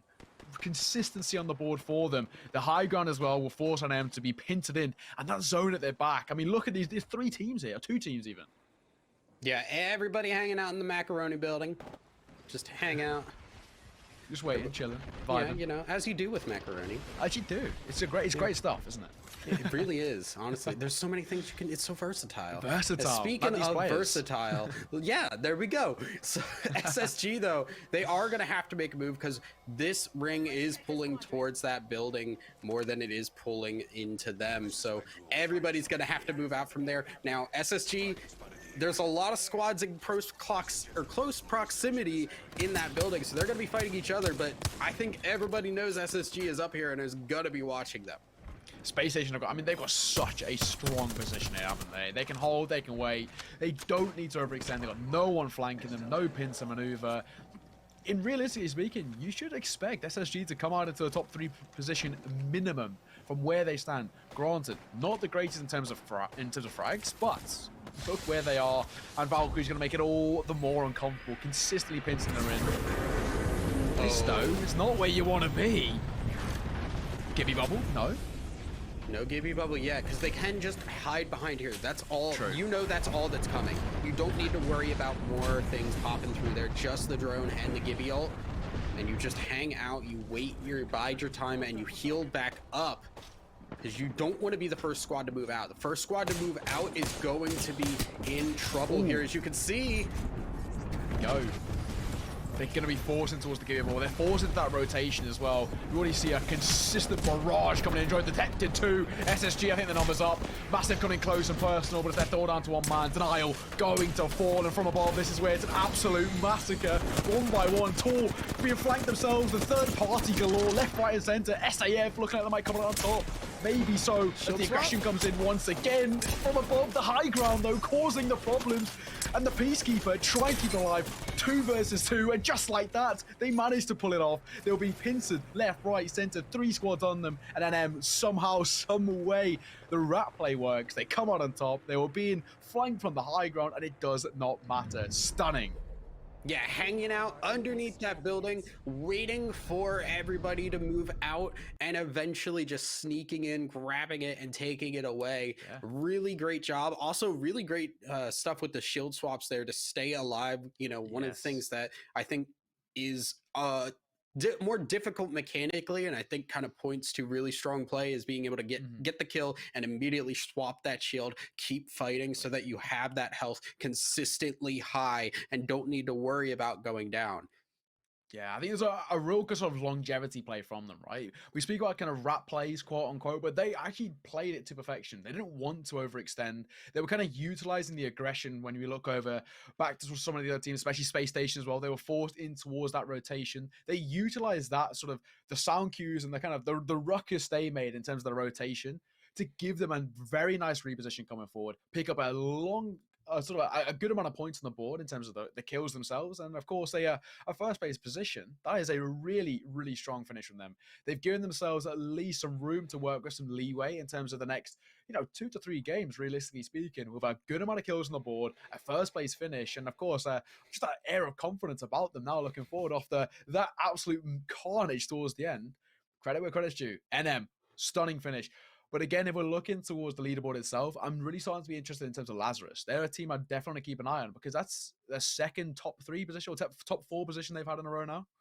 They did come in 5th. So fifth, there we go. Yeah, so yeah. top 5 then. There we go. But still, like, no, they're a team that I think was not as highly valued as some of the other teams, and they are really proving themselves here. They're doing well. They're coming in those good placement spots. The kills are not coming through as much as you would like to see. They did do solid in game 1, but game 2, this time they only got 1 kill overall. And with that 5th place finish, it doesn't give as many points as you might think. The points drop very, very quickly after that 3rd place spot. So right now, we're looking NM, SAF, and Tor were our top 3. And that's not teams that we had in our top 3 last time around. So it is starting to mix up, and I can imagine that this leaderboard is going to look vastly different when we do get the opportunity to see it after we tally up those points. And again, as well, I mean, TSM and G2 both finishing outside of the top 5. It's not really what you want to be in. I think G2 themselves, they weren't given that space to work with like they were in game 1. And because of it, they tried the same similar sort of play style where they were trying to pincer teams. And actually that aggression worked against them. It backfired. They were caught off guard, caught in the open as well, and trying to transition their way forward. They did manage to fall down. Same thing actually with Space Station, didn't they? They were caught in transition, trying to rotate in because of the zone, and because of it, weren't given that space to work with. And Bob's your uncle, they were caught off guard, dropped out. But the two of the bigger teams, right? The big names, TSM, G2, finishing outside towards the top 5, which makes it all the more interesting when we see our leaderboard after game 2. And now this is where things get spicy. SSG at the top spot, NM in towards 2nd, but G2 still remain within that top 3.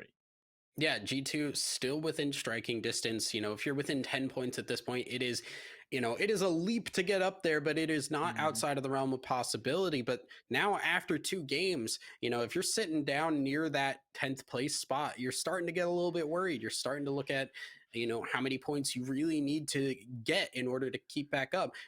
One win will get you up into that top echelon area, but it's not something that we have seen from any of those teams on the bottom half there.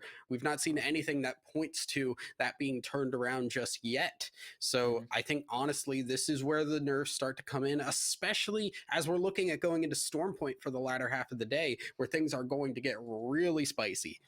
Yeah, exactly. I mean, Elevate and CLX, I mean, yet to find anything. I mean, that's not exactly where I want to be. Exet, who, coming into this sort of top 20 ranked team in terms of North America, in 17th place with 3 points. I mean, SSG have 11 times their points. It's not where you want to be at all. TSM outside of the top 10. If things remain exactly how they are, TSM are not making it towards tomorrow. And I mean, I would have never expected that when you've got, well, realistically speaking, players like Imperial, Howl, Reps, these notable names in that sense, especially in, of course, Imperial Howl in that sense.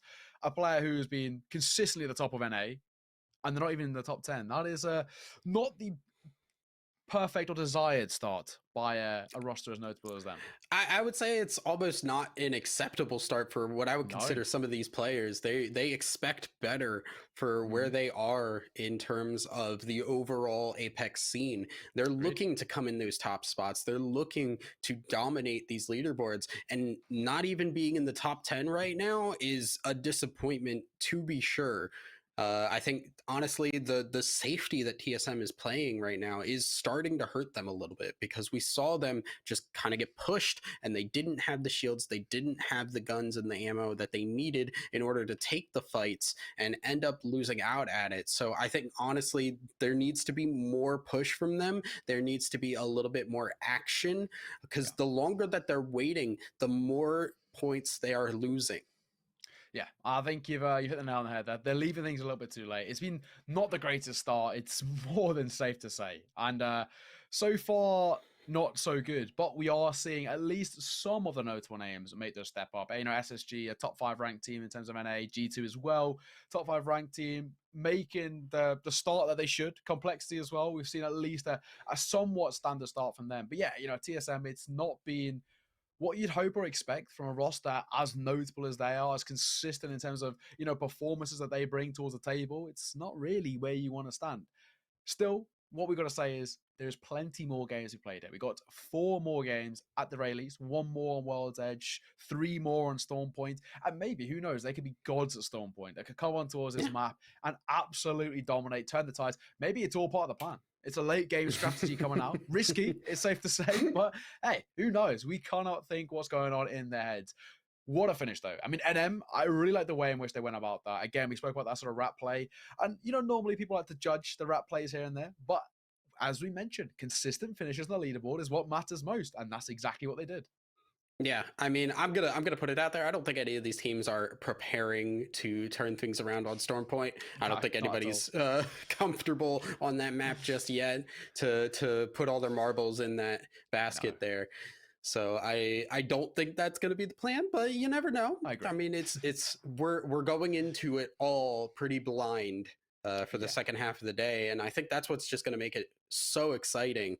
But right now, what I'm looking at, we've seen CLX. This is the last time we're going to drop World's Edge. We've seen CLX drop over towards launch site twice now, and it has not succeeded either time. They've been going out as one of the first teams every time.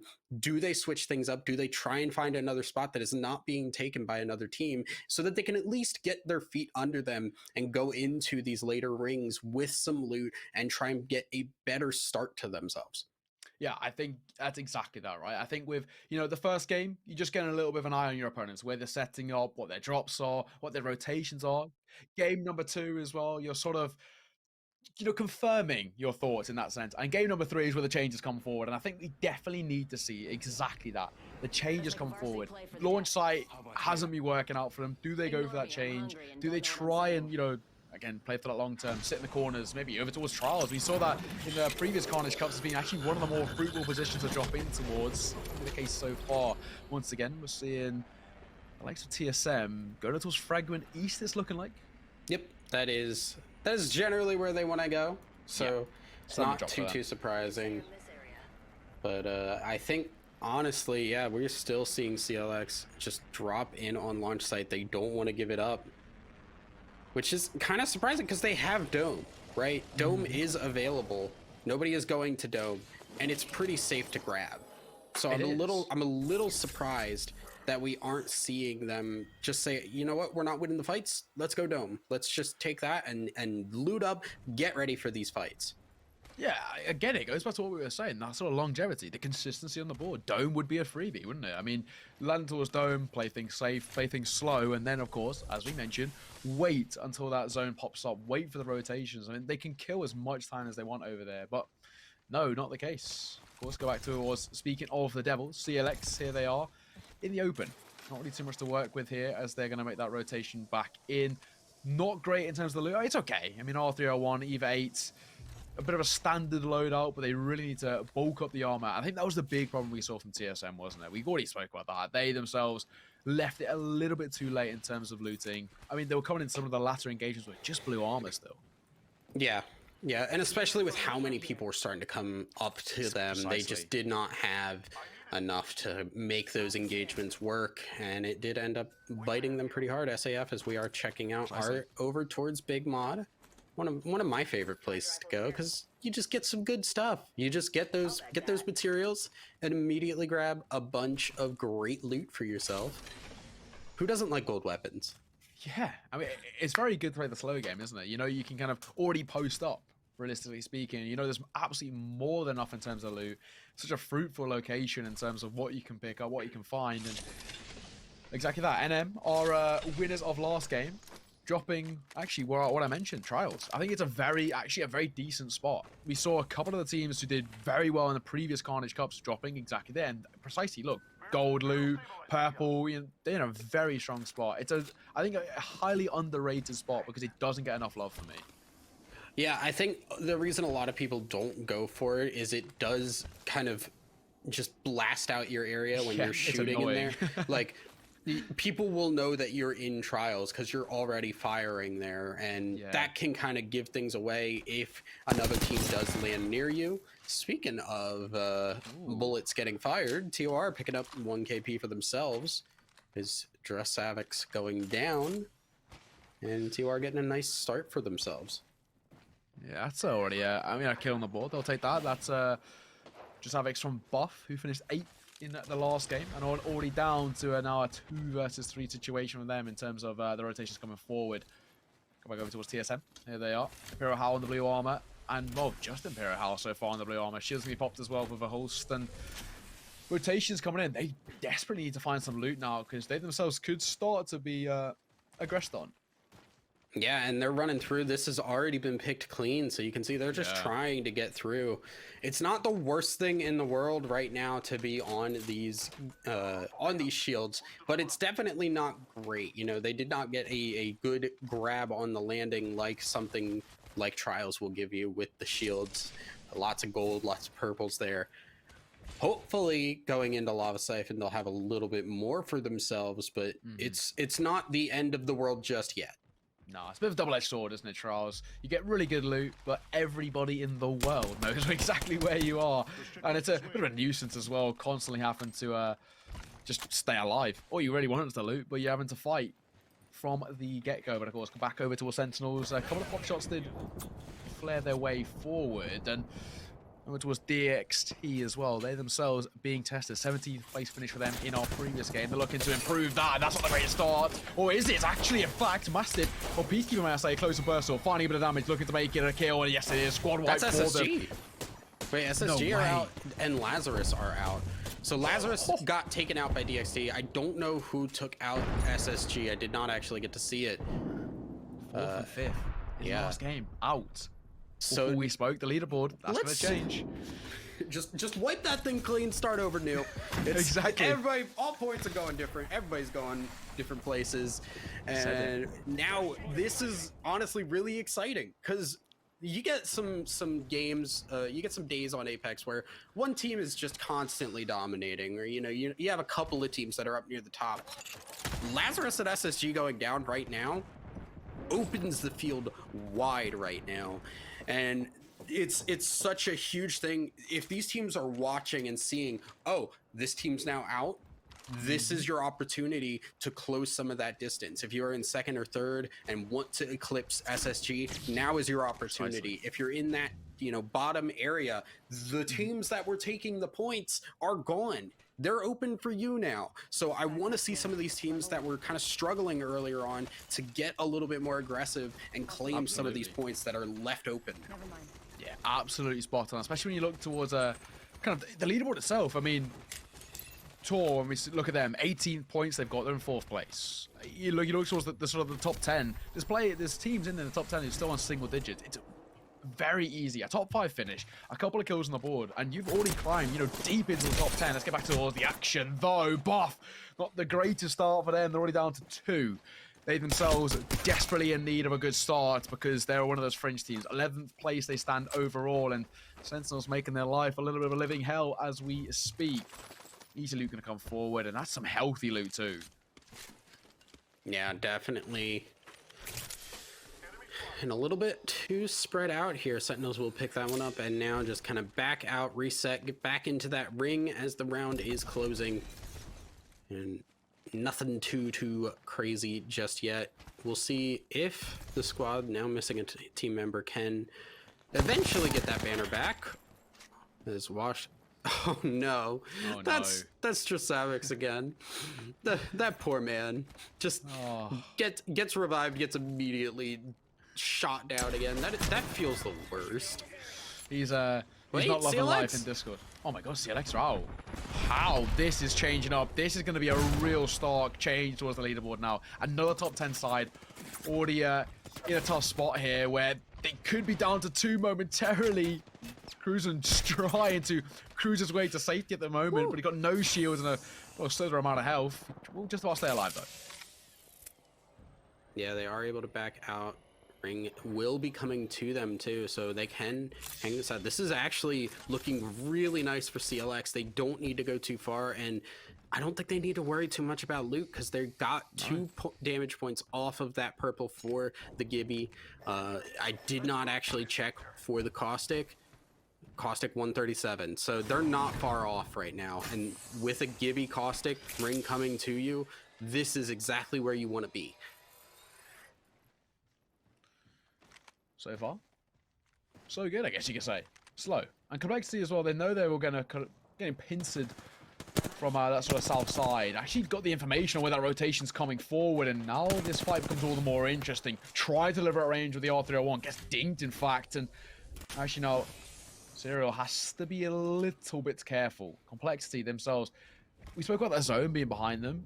Well, in some cases, that's a real positive. You know, they can't be flanked. They do have that security from behind. Not a sort of a factor they have to worry about. It also leaves them to be kind of having no room to maneuver their way forward. And SAF are really pressuring them. Yeah, and they are very well set up here. All purples, tons of ammo. Look at their guns, just full on set up here. They are the team that did go over towards the big mod there and got some guns set up for themselves. And it's feeling pretty good. 30-30 getting a lot of use today. Very happy to see. Yeah, again, like we said, it's sort of, I definitely think it's underutilized in terms of normal kind of queuing, right? I mean, even, especially in the lower sides of ranks, they just don't have that mechanical prowess like these absolute incredible aimers do. But when used right, it's a real kind of problem, especially at range too.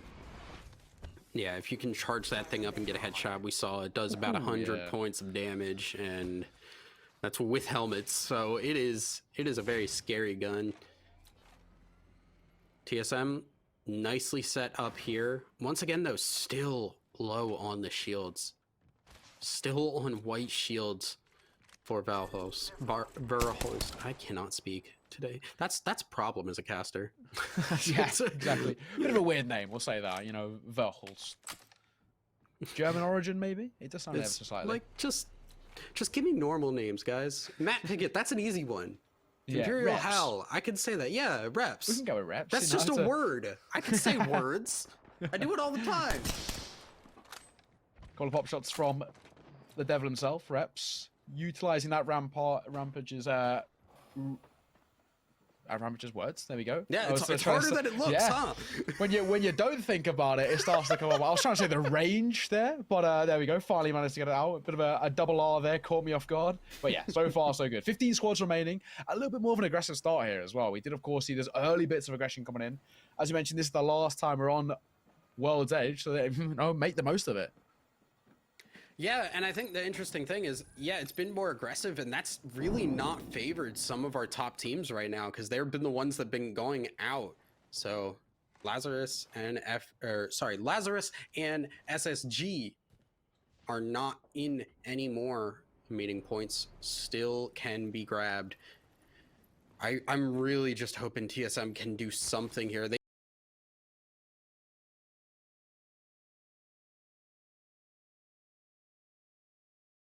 Looking great despite their positioning advantage. Yeah, I think it's not the greatest spot. GG doing, again, what they did in sort of game number 1, where they're waiting to catch players in transition, waiting to sort of utilize the zone to their favor, and so far, so good. They can wait for it. Let's go back to the action, though. Sentinels, Crust is down to a slither of shields left to work with. Going to pop, of course, that bat to get them back to full. Same with the shield cells, in fact, and Sentinels actually... They themselves in a bit of a dicey spot. They got the zone to their back. They can't push forward. They can't kind of get that rotation in because they're being pincered. Let's check out this way. Yeah, this spot is usually pretty solid, but you can see COL hanging on to this side of the lava siphon area. TSM on the other side, and COL are seemingly aware because they were just pinging that out. They were looking straight down at them. Ring is going to be starting to move into a section, though, that is very open. So these teams that are in Lava Siphon, in Tree, eventually they are going to have to move out into that wide open area that you saw in green. It's going to be very difficult to have 15 squads in that area. So I would expect to see some of these teams going down pretty shortly. Yeah, I'd have to agree. Elevate. Not in the best position for them. They're on 0 points coming to game number 3. I mean, a kill would at least be a bit of positivity for them. At least get a 1 point on the board before going into the second half of the day. Of course, that will be Storm Point, map number 2, where we play games 4, 5, and 6 on. But yeah, for Elevate, they desperately need to get points on the board. Already, at least going to get something here. You know, 15 squads remaining, top 15. It's at least something to work with. Yeah, so G2 kind of just looking, hanging on this edge. You can see they know exactly where the ring is. They're just hanging on, doing what they do best. This is annoying. I hate playing teams that do this. It's smart though, isn't it? I mean, it's really smart. That doesn't mean I like it. No, it's so annoying to be the other side of things. And this is where G2 kind of utilize exactly the same playstyle that they did within game number 1, right? Just wait and hold and catch teams who are forced into really uncomfortable rotations. And with 15 squads left, they should be able to guarantee themselves at least a good few kills on the board. Get a couple of squad wipes. And I guess the main thing as well is build up those points to give them leaderable positions. They do need to be careful though. They are spread a little bit thin. They are a little bit, as we're checking in RNG over at Tree. They don't need to move just yet, but you can see that ring is going to pull them out of that area very shortly. And they do need to leave these buildings that they're in, and there are people right into that tree area. They know about it. The question is, what are they going to do about it? Because they need to find another spot they can take that is relatively safe. And you'd imagine trying to go to those buildings down to the right of the tree from them is going to be kind of difficult, because the eyes are going to be on them from there. Yeah, exactly that. Renegades utilizing a little bit of high ground there. Again, speaking about sort of spaced out, just looking for that information. Madness is just waiting for the overextension, waiting for the rotation. And the second round, or the next round, not second round, the next round, may I say, round number 4 begins here. 15 squads remain, 43 players. See, now there's Sauce. That's another good name. That's gonna get a nice I'm a fan. name. That's easy. Ooh. Oh, the Peacekeeper as well. The second he pops in, it becomes uncomfortable. 3 players running over. They got a couple of punches too. Yeah. Bit of BM. We love to see it. Kill leader, in fact, for the likes of Pow Pow. Already. So good. A little bit of BM. We do love to see it. I mean, I think it was more just you ran out of ammo. So Yeah, just panic, swinging. I mean, it's not uncommon. You run out of ammo. If you know they're low, just go for the punch instead of the reload. As Sauce, you know, throwing some sauce on them and getting some nice kills for the team. RNG finally getting a nice start, and 14 squads left as Ring will push these squads. Oh my god, there is going to be so much blood in this next ring. Yeah, they're going to be forced. We're going from real engagements. Yeah, we're going from you know, 15 buildings available, 15 like real spots that people can take to like 4. This is going to be, as you mentioned, the bloodbath. I mean, we sort of saw that last game in the last zone, the last ring, you know, 4 or 5 teams fighting it out. I think we might get a few more here in the next 15 seconds when they're going to be forced once again towards those engagements. And that's where, as we already spoke about, G2 can't be huge because their positioning is brilliant. Absolutely. Ring slowly closing in. CLX gonna just, yeah, I think this is very smart. Use the Valk ult now, because people aren't fighting for position yet, but you know that they're going to be in the next ring. So get to that next ring early on, figure out what spots you can take. Because they are gonna just get as much info as possible. People are gonna be aware of them, but fight's already going down, so they can get down safely. Just about the landing, so aggressive here though. Especially trying to push their way forward. Madness just about falling away from the Gibby bubble, and now Renegades need to be extremely careful. Trying to go aggressive, and they will do exactly that, but they pay the price for it. And they deep in the face makes it all more comfortable. It's all down to Source. Slither HP, and I think he's more or less done in this situation. So little to work with. Surely gonna fall momentarily. TSM though causing problems on the other side. Complexity coming in aggressive, and they should be able to clean up, and they will do. Squad right for them. Points on the board. Yeah, really nice timing on that one to be able to get down. Caustic Nade doing some work there. And I'm getting real low. They are going to go down. So E8 actually picking that one up. Hey, at least elevate. You know, they're just shy of the top 10. They were coming into this game with 0 points after 2. At least they'll have a little bit of something going towards Stormpoint. It gives them room to work with, gives them a little bit of a leeway. It's to say, this is that bloodbath we were talking about. Look at this XZ in below, TSM up and aggressive, and AGG as well, trying to stay alive. They are pinted in a tough spot. They're trying to recon beacon to respawn beacon, I say, to survive. Yeah, everybody up fighting on this bridge. It is getting very dicey for these teams. These train cars really providing the only cover, and Sentinels really looking nice in terms of shields, but not in health. Oh no, that's not good. Crust is going to be reliant. He's going to fall. Sentinels are out of it. That's not exactly where you want to be at all. And look at their squads. They're falling one by one. We're down towards the top 10 now. One by one, they're being picked apart. Complexity trying to add to that tally. Yeah, AGG now looking really good, picking up all of that good loot that Sentinels had, and looking solid going into this final area that we are going to get. That Valk very low, but will get away. TSM, finally, somewhere along the line, they were able to pick up some good shields. They were able to get that ammo, that the consumables that they need. Hanging out in this RV, I think this is really nice here. They're not taking part in this fight up top. Be careful though, once again, using those Gibby bubbles to give them space in terms of rotations. Easier said than done with them being pincered from every single angle, and of course Valkyrie will make their life even more of a living hell. Need to follow suit. A couple of hop shots at range with the wingman. Running a little bit low on ammo though, does need to be careful. A little bit shy of that heavy ammo. That's where we talk about Loba being a bit of a clutch legend to select into. And Complexity, once again, putting the pressure on. Purple armor, gold helmets. And an R301 at range does enough justice to keep them in this fight. Yeah, G2 still hanging out up here. This fight's been going on for so long. Yeah, it's just like, oh, it's early aggression, then the reheal coming back forward. There we go, finding one. Reptar, at least adding one to his tally. G2 down to 2.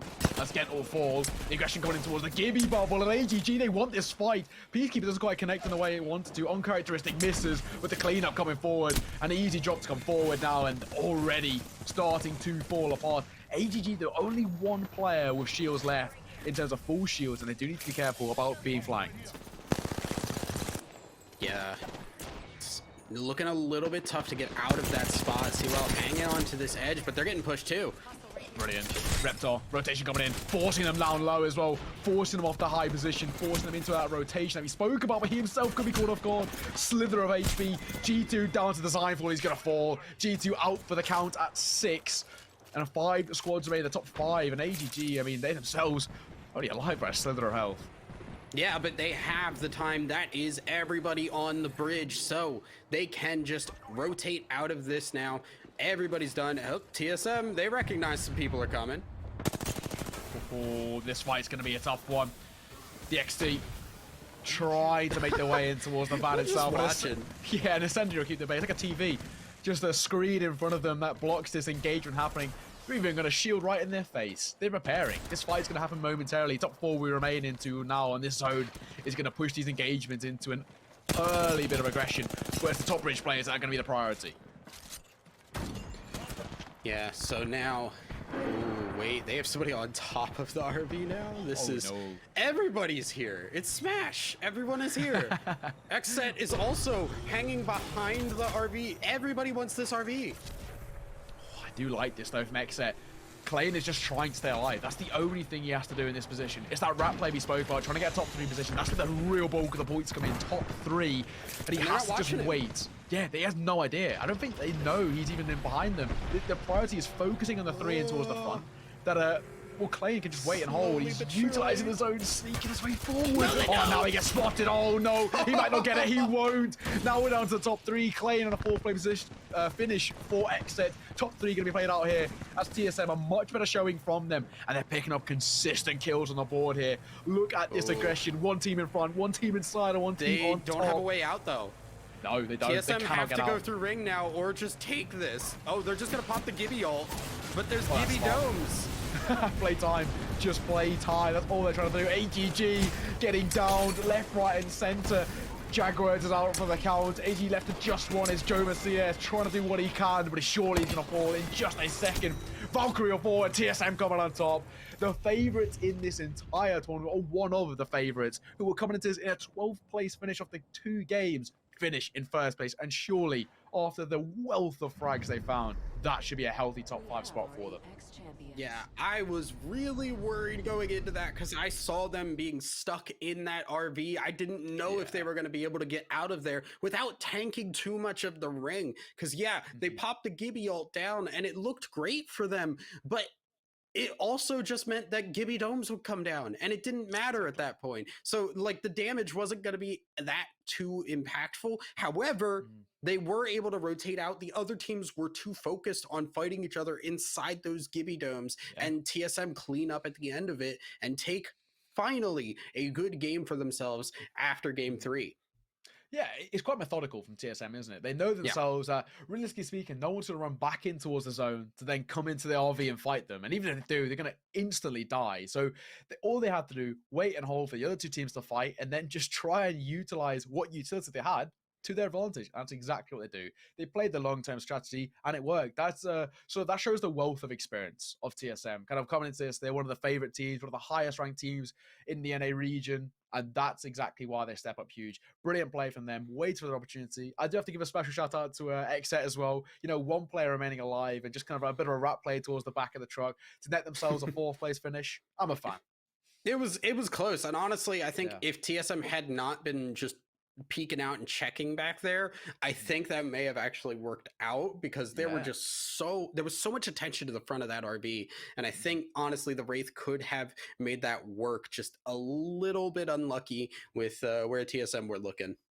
Yeah, exactly that. But a strong position. And this now starts to make things all the more interesting. And of course, that entire game makes the leaderboard very interesting. We saw some of the higher ranked team, you know, Space Station, for example, Lazarus. They were one of the early teams to be dropped out of that. I mean, they finished somewhere in the region of 15th to 20th. So that now becomes sort of dicey for them. Well, I mean, they'll be absolutely fine in terms of they will still be in the top 10. But I think we're going to have a good few changes coming forward. Exit one of the teams, they're coming to 17th place coming in towards game number 3. Now they finished 4th place spots. That might just sneak them in towards the top 10, maybe just shy, like 11th or 12th. Of course, TSM should be more than comfortable in, realistically speaking, top 5. We did see a good few changes coming forward towards that game number 3, the halfway point, and this changes that leaderboard up massively. Yeah, SSG did go down very early, so I wouldn't be surprised at all to see them kind of fall out from that top spot that they had. But we'll have to see, because I think it's gonna be very difficult to know. Like, NM did survive for a decent bit longer, but they didn't get super late. A lot of our top teams just did not finish late, and we got Xset, we got TSM, we had Elevate going pretty deep in as well. These are all teams that had 0 to 7 points going into this game, and they picked up a bunch there. They picked up, you know, close to the 8-9 level of points. That's going to shoot them up. That's going to change our leaderboard massively, all dependent on what things are going to like work out in terms of the math. Yeah, spot on. I think Elevate as well, we're kind of going back to sort of focusing on them. They played that significantly better because they changed up their drop zone. They went for a out of the way place, dropped in, knew they weren't going to have that early engagement, and then just hugged the zone all the way in, played for the longevity, and that's where we see success coming forward. But of course, we do have the leaderboard ready after game number 3, and this is interesting. SSG still at the top, just by 3 points, but TSM moved from 12th place to 4th.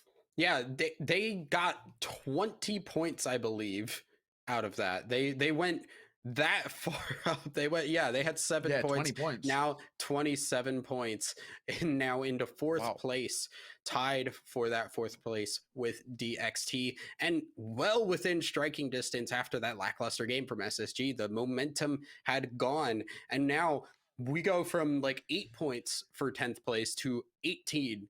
Lazarus, one of our teams that was doing well today, now just hanging on barely at 10th place. Things have completely swapped around. And I think, honestly, if things keep going like this, it is going to be not just a very close fight for first place, but a very, very close fight for 10th.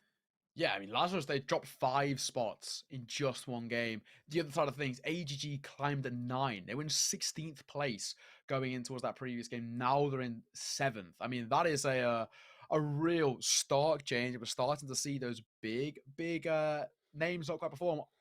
Renegades, for example, just shy of the top 10 now. They were sitting relatively comfortable, just inside, not finding enough points, only doubling what they had prior with that at 8. It's definitely all to play for. And this now makes Storm Point all the more interesting for me. TSM, I think they've done more than enough to probably net them long-term speaking. Unless we have some real stark mishaps from them, we should see TSM now sit within that top 10 space for the rest of today, move on towards tomorrow. And of course, that's where they have to really step it up. But yeah, I mean, that win, 20 points, it's huge, right? Especially when you think that SSG was sitting at the top and they've, after 3 games, 33 points, averaging 11 points a game kind of thing. They've got 20-1 already. For me, that kind of gives them that space to work with. A 4th place finish, more than enough. G2 as well, I think they played that one quite smart. Again, very, very slow, kind of very methodical, hugging the zone, waiting for rotations. Granted, not the best in terms of kills, but hey, they got the points. That's what matters. Look, I mean, honestly, they had their moment. They had the needed win for themselves. It's a huge boost in points. And sometimes that's all you need for today. It's not going to be enough to win overall, but it is going to be enough to get you into the finals tomorrow. And that is really what you're looking to do today. So I think TSM probably feeling pretty good right now. Maybe you shoot to try and get to that top spot, give yourself the confidence going into tomorrow, but it's not entirely set in stone just yet how these teams are going to play in. And with the way things have gone, I think any of these teams still could make it in. It's we're halfway done. Obviously, mathematically, nobody is eliminated, but it's getting to that point where, if you're on the lower end, it's got to kick up pretty hard going into Storm Point. Yeah, exactly that. Well, ladies and gentlemen, it is time for a break. As Thousand Eyes mentioned, we are heading to Storm Point for maps 4, 5, and 6. But before we do, go and get some refreshments, go and get some food, get yourself hyped. Games number 4, 5, 6 coming up momentarily. We're going to throw this one. Thousand Eyes mentioned, we are heading to Storm Point for maps 4, 5, and 6. But before we do, go and get some refreshments, go and get some food, get yourself hyped. Games number 4, 5, 6 coming up momentarily. We're going to throw this one to a quick break, ladies and gentlemen. Stick around. We'll see you all in roughly about 15 minutes. See you soon.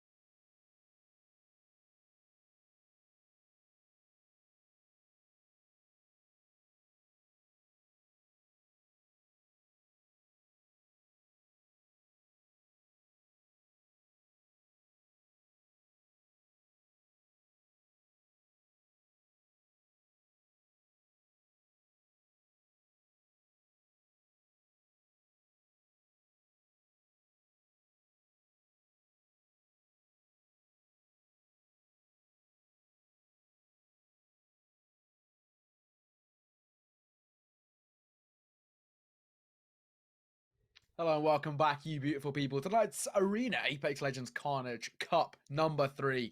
We are at the halfway mark. 3 maps played. World's Edge, it's out of the way. It's now time to take our eyes, our focus over towards Stormpoint. And this is for us, it's safe to say things get quite exciting because we have very little in terms of predictions when it comes up to it. What we started to see is the individual team step up, but it could be a completely different story heading on to the new map that is Stormpoint. New in terms of the competitive map pool. It's definitely all to play for. Of course, my name is Derek. I joined as per by the lovely Thousand Eyes. So far, so good, huh? Yeah, so far so good. And here's where we just say, we throw our hands up and say, I don't know, because we have seen very little. There's been very little Stormpoint being played at a competitive level, so there is not much info at all of what these teams are going to be doing. We got drop zones for them, and then as we were confirming them with the teams, they said no, that's not up to date, and we were like, "What? This is 3 days ago." Yeah, so, exactly. That's how fresh everything is, right? Yeah, it's that's how rapidly things are changing right now, and rotations are going to be weird and wild. I feel like we could definitely see a couple of new legends pop up that we did not see on World's Edge, which has a lot more kind of verticality to it. I wouldn't be too surprised to see the Mad Maggie here. I feel like the ult could be very useful for the rotations. One thing with Mad Maggie is rotating with her is a lot more quiet. It's a lot less kind of visible than the Valkyrie or the Octane, where you are loud, you are flying up in the air, everybody's going to see you when you're moving. Maggie ult, yeah, you're going to hear the ball, but you're moving on the ground. So there's like there's a bonus and a negative to that. So on the upside, you're not going to be seen by as many people. You're not going to be heard by as many people. Downside, you're not seeing as many people. You're not getting as much of a lay of the land. So it's gonna change things up. It's gonna make things a little bit more kind of unknown, less information being given to these teams.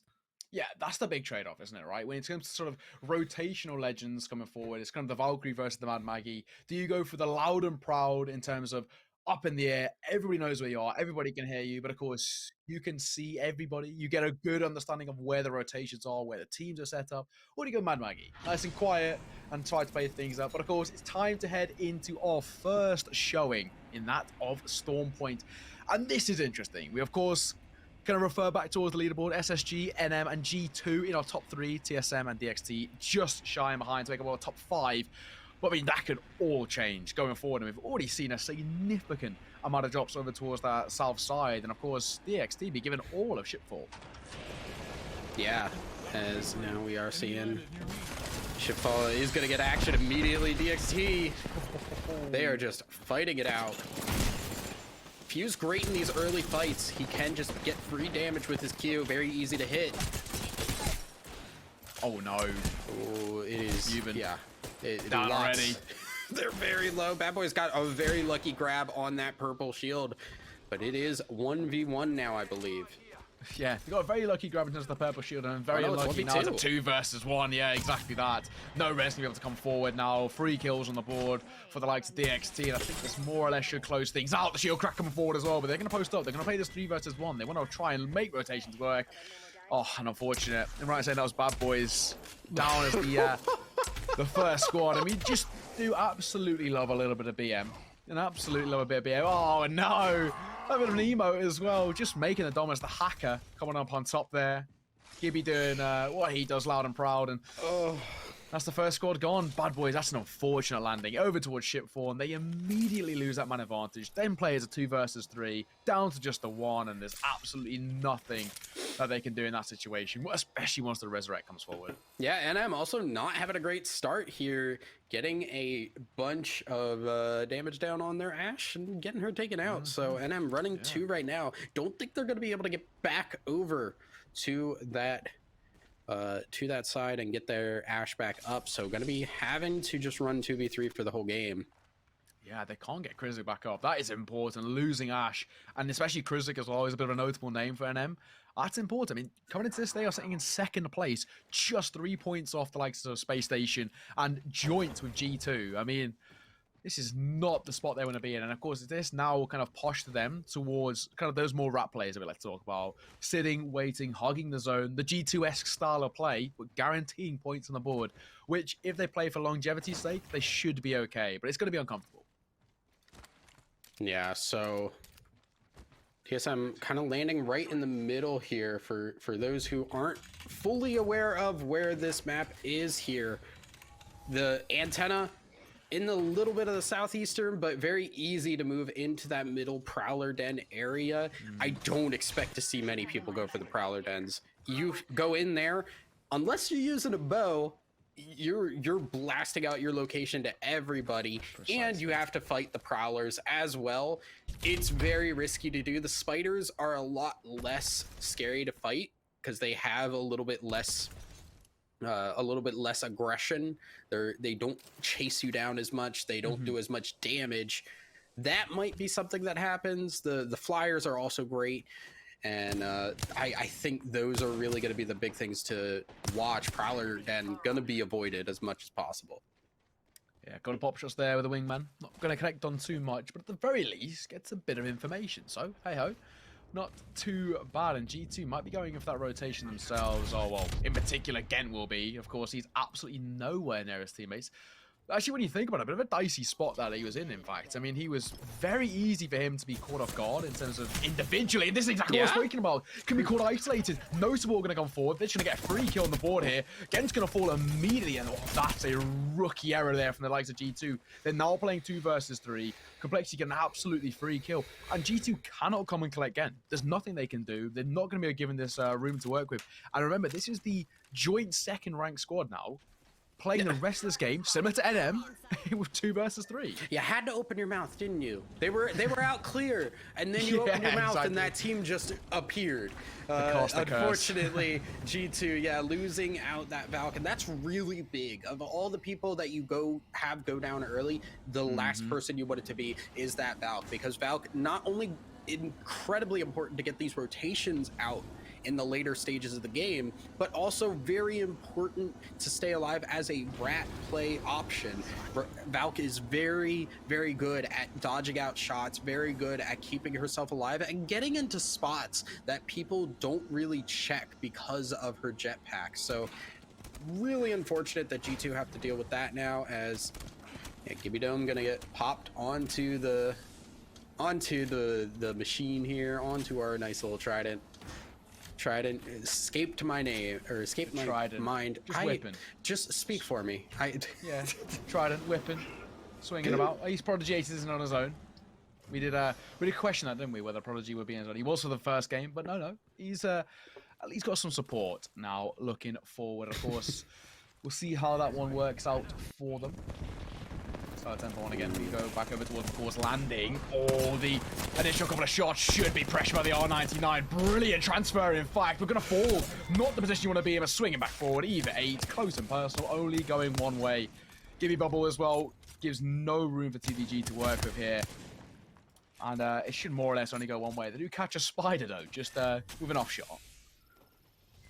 Yeah, Exit now. Having to fight the wildlife as well as another team. But TSM going down early, kind of, it makes me worried that we're gonna just see TSM do more of what we saw in the early games, as opposed to their later stages of World's Edge. But it is just kind of out there, and nobody really knows where they're rotating, where they're going. Really interesting to see too, just how these teams are playing it, because while the Valk is great and all, you do have rotation options that aren't Valk, because you have the Gravity Canyons. They're very good at getting up and around the map very quickly, and you don't need to Valk ult for it. And of course, you can whip about, as we saw earlier. It's very loud, though, so I don't think it's the best one to go for. It leaves you very exposed. Not really the best mode of transport when it comes to rotations coming forward. But those Gravity Canyons, they do make quite a difference. A couple of pop shots being taken here with the wingman. At this sort of range, surely not. I mean, any shot that hits is luck more than anything. Yeah, I mean, look, you miss every shot you don't take. Sometimes you miss every shot you do take. Exactly. It's Shoot your shots, ladies and gentlemen. That's shoot, all we're shoot the saying shots. You got Over here, look, Knights. You're running Just a shoot your wingman shots. and you have 240 ammo. Yeah, shoot 'em. Just take the do it. shot. Just take the shot. Shoot your shots. In all aspects of life as well, is what we're saying. But so far, 18 squads. And, well, again, a sort of surprisingly for me, actually, slow mannerisms when it comes towards moving to a storm point. I think it has a lot more of those choke points compared to the likes of World's Edge. However, as it is this first map, first game on storm points, the teams, and when I say they, I mean the teams, they do want to just get an eye on how their opponents are playing. A little bit methodical in terms of playing for information rather than aggression. Absolutely. 2R also hanging out here. This ring, very, very northeastern ring, and very hard to rotate into. When you are looking at the map, there's 3 little areas that you could come through. Command Center also does have an option with the gravity cannon as well. Precisely, yeah. But it is just everybody coming from just in those pinches, in those areas. Eventually, people are going to have to go through those. And it's going to be very difficult when one team starts fighting another team in that choke point, and then another team comes in. It turns into a big traffic jam of choke teams points. coming in. They are. That's where the things get very interesting, and of course, that's where we see the likes of, the Mastiff, the Peacekeeper, Eva 8 really step up into their prime. But I mean, who have we lost so far? We've lost, Bad Boys and TSM, am I right in saying, are the 2 squads out of the equation. That's tough for them in terms of points. I think TSM will be more than fine, still remaining in that top 10. Bad Boys, though, I think they're in a real dicey spot. I mean, they were coming into 17th place with just 7 points, and they were the first team to fall. Charged Rifle, though, just whizzing by, may I say, Prowler, making things a little bit annoying for Space Station, and they're going to try and challenge the Charged Rifle, just a wingman. Yeah, just the one times on that, too. Just popping that in, and we're seeing some Bloodhound action. Makes me happy. Bloodhound. Oh, Bloodhound, just a wonderful legend. SAF also running the Bangalore here, has been coming in a little bit more frequently lately. She does have a little bit of weirdness going on with her smokes and how they give vision, but that has kind of been what's given her a rise. Oh, ain't close as well. The Mastiff should be able to clean up, and it is, in fact. Exit, what a brilliant bit of an engagement from them. An easy cleanup, and they barely take any damage as well. That's what we need to see from Exit. Coming into this 14th place and desperately need strong positions. We make our way back over to a Space Station, arguably one of the best teams so far, and so far not so good. Frex down to no shields, a decent amount of HP, but he needs to pop this Phoenix kit if he wants to remain in contention. Already, so far, not so good, especially just like they're being pressured. Yeah, SSG holding this spot down and waiting, just looting up. Oh, man. SSG finally looking to be back on form, getting a nice set of kills for themselves, and they do have a ways to go now for this ring, as they are going to have to go all the way from Cascade Falls up into the Lightning Rod Thunderwatch area, and there's going to be a good amount of teams that they're going to have to run through in order to get there. Unlucky, another team that is hanging up in that northeastern side and can just kind of hang out here for the foreseeable future. Well, slow mannerisms, information, couple of pop shots, bit of an ego peak there. Unlucky, just trying to do what they can do the best. As we stand, Prodigators, of course, he was the first person to die in this entire day over in this side of the lobby. Glad he's got a couple of teammates to support him now at the very least. Sentinels, they are looking stock, so look at the loot that they have. Red armor all around. I mean, so far so good. And even the Devotion fully stocked. It's supercharged. Got everything it needs to just rip shreds. And a Peacekeeper for those close range engagements. We speak about the close encounters, those choke points on a map like Storm Point. I mean, you have to now keep a very, very keen eye on them. Yeah, Elevate, unfortunately, it's a really good spot here, but it's kind of, it's the TSM effect that we've had of good spot, not great loot. So they need to eventually... I mean, to be fair, like they've got some good. The 301's pretty nicely set up here with the gold mag. They've got the gold sight on the wingman. The shields, though, those are always so critical in terms of when you're taking on full fights. Because you look at Sentinels with 3 reds. No. Yeah, exactly. And How if do you win Sentinels that? push them, there's no way, surely, right? If Sentinels try and go for this aggressive play, absolutely no way. They're taking damage, but it doesn't even phase them. They've got so much to work with. They'll be close. Shield's going to back up. And, of course, now, for the side of Unlucky, they themselves also need to be extremely careful. From above, they're being pressured by not only the zone itself, but a team right above them waiting for this engagement. Soundcue's been heard, and it's all a matter of timing. Round number 3 begins here. It's all going to drop a smoking close. You spoke about Bangalore. I'm a fan of Bangalore coming forward. I think supported by the likes of a Bloodhound, a bit of a wombo combo. Yeah, not running it this time. Like I said, the big thing with the Bangalore right now is if you pop that smoke right at your feet, it does give you a little bit more vision than it does for the people around you. Yeah, little weird. Kind of surprised that that's not been addressed for a bit. Yeah, still not patched. Yeah, it's been there for quite a noticeable amount of time, but hey ho. Yeah, that sort of Bangalore Bloodhound, that's a season 1 meta, right from the beginning, right from the early steps. That's season 0, baby. That Yeah. is the first combo Early people the- really figured out. It still works, it's still runnable. Maybe not as good on a map like Stormpoint, but of course Bangalore's still extremely viable, and of course in their own regards. Back over towards here though, Gibeot has been popped, just raining down, and this is where we got a choke point coming forward. Yeah, ooh. Wingman shot's doing some work there, but it is just a trade wash. Gonna be losing 1 as they're gonna use the Gibby Dome to get their teammate back up. People are pushing. Oh, That's so much damage down. oh, that's good. Nice and aggressive as well. They need to get these shields back online. I mean, Jaloan trying to do what he can. They do actually manage to stay alive. They get that res back and forth in their favor. Wash and That's going to be able to Elevate let too. themselves a kill. Yeah, we spoke about Elevate. It's that lack of shields, right? I think the aggression from them was very overzealous. There's no need for it in that situation. Back over towards Wash, though. They themselves are not in a comfortable spot. They're being pressured once again. Yeah, they're key. Ooh, yeah, but they've Wow. got that ult from. Look, there is the ult from the horizon. Gonna be pulling Stunning. everybody in. Get those nades out, everybody. And now, Flood that bubble. well, what this does too is it forces both teams to reset.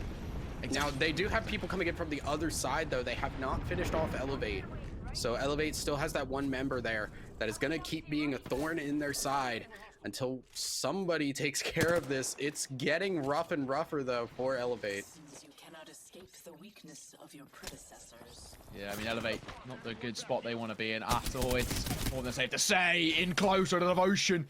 Stunning. Close range, easy. I'm Ant-Boy. Unfortunate for him. Squished like a bug as the wingman trying to take shots at range. Not going to connect. Valkyrie will just pull them all out. Go for that rotation once again, and of course, play for time. We're into the top 14 now.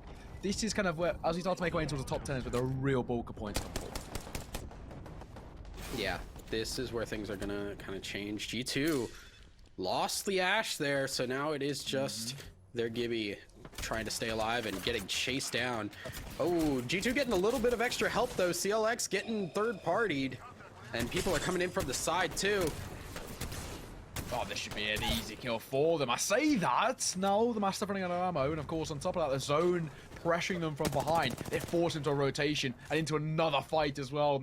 CLX somehow staying alive, somehow, some way, remaining in a somewhat strong spot. Will at least give themselves some space and some room to work with, of course. Valkyrie will try our best to prevent. Yeah, Elevate did end up going down there, so they are out down to 11 squads here. As we do see RNG starting to pick up some kills on squads as well. You know, as well, and kind of we'll come back to that momentarily. Actually, Torn a bit of a fight here, trying to Wingman. utilize the wingman at close range. Well, just about Devotion ripping shreds, and the cleanup comes forward to finish as well, just to add some insult to injury. I mean, Sentinels don't even crack shields in that Oh my spot. God. That's where the red shields are really causing an absolute menace. Going back to what I was saying about Elevate, though, I mean, for them, you know, they're coming into game number 4, sitting in, what, 18th place, 5 points on the board. I think their day might be done. It's not looking great here, but Sentinels and RNG here looking to be our strongest contenders for this game 1 because they are just putting damage down. And they are very well looted up. They have the Volt as well. Remember, that is a care package weapon this season. Has been buffed to match. So it is lethal. It is terrifying. Yeah. You It's- meet one of those in close quarters, just pray. That's all you can do. Just pray. Exit also doing fairly well. Look at their KP. 6 kills on the board already. They need them as well. Yeah, SSG, another team with the 3 reds coming in, looking to push up this hill. This is really difficult. Gibby is going to provide them a little bit of space as the damage is going to come down from the wingman. So far, much better performance in Myers from the likes of Exet. They've stepped up huge. Space Station looking very sort of primed and ready themselves. Good amount of utility on the board. Good amount in terms of the loot they've got to work with. Those red shields make all the difference. They themselves could be trying to find this second win of the day. Of course, this is game number 4. First map on the likes of Storm Point. For any of you just joining, and we're deep within inside the top 10. And it's all quiet on the northern front, but it's safe to say that it's going to change momentarily. Yeah, this is getting really interesting here because, like you said, Exet doing well here. They did really well in our last game on World's Edge to get themselves kind of going. It feels like they're getting their momentum going. It feels like they're getting their feet under them. And if they do well today, that motivation, that just pressure that they are getting into these next games could be really big. AGG getting focused by a lot of different teams here as COL is also getting a Gibby ult on them. Oh, and that early nades coming forward. Complexity force rotates away just to the edge of the zone, in fact. I mean, Monsooni's super fortunate to stay alive in that situation. With the flank, the third party actually nets themselves a squad wipe. They are being pressured once again, though. Edge of the zone push is coming forward, and Exet, who we mentioned, were in a strong place in terms of loot, now themselves looking a little bit uncomfortable. Yeah, they gotta be very careful here. Kenny is still very healthy right now. It can provide a lot of time for his teammates to heal up. Lane is getting low. They will clean that one up. Complexity going down. Clay gonna get the shield swap immediately and go for the med kit here. As more teams are coming in. 4 squads left. SSG has 7 KP at least right now with that kill leader on Frex. That is terrifying. And this is really where the Bloodhound can be really impactful with these scans. You hide out here, you just keep scanning, keep getting information about where all these teams are. 3 squads left. You just figure out where they are, chill out, and then pop your ult as you're going in. This is really looking good for SSG. Especially as well, on another side note for Exet, I mean, they were 14th place coming into this game. Now they're in a top 3 spot. They picked up a good amount of kills too. So far, so good. Arcstar right in the face, though. Not what you want at all. Valkyrie be pressured and actually not the position you want to be in, as Kenny will fall now 2 versus 3. The third party becomes a real possibility, and actually for Exet, this could be their number up. We see the squad's ever so slightly spaced out in towards this last zone. And Frex himself in a bit of an individual spot, just hugging that back rock as Exet going to rotate in. Looking for this fight, trying to at least find themselves something on towards SSG, and they could pay the price for this. Yeah, SSG wanting to confirm some of these kills, but they got to get onto the other members there. Crack will come through with the Mastiff. Mastiff charge rifle, so Dropped is not really looking too hot once that Mastiff runs out of ammo. Devotion, though, Crust is running very low on the ammo. Yeah, that Gibby bubble sort of keeping him alive in that situation. SSG still trying to go aggressive, waiting for the push onto the Gibby bubble, and will punish for it. Shields cracked, Mastiff cleans up and in close range. Mastiff out of ammo. Only one thing coming out on top, but as you mentioned, left with just a charge rifle now. No ability to loot up as well, just has to rely on those close range engagements with a sniper that needs time to work. Not what you want at all as 2 squads remain so alive close here. But for Kenny, shred of HP, wingman staying alive, surely technically has the advantage when you speak realistically. But they don't. He doesn't know where they are. He's checking. Now he does. Yeah, but that means Gibby gets the opportunity to get some ammo for the Mastiff. Oh no. Frex is healing. They're getting 3 that. versus 1. Oh yeah. It's done. It's done. SSG, not a win under the belt for them, surely. And that is the case. SSG coming into game number 4 as your leaders. And of course, they reinforce that emphatically. What a performance from them. What a play in towards that last zone as well.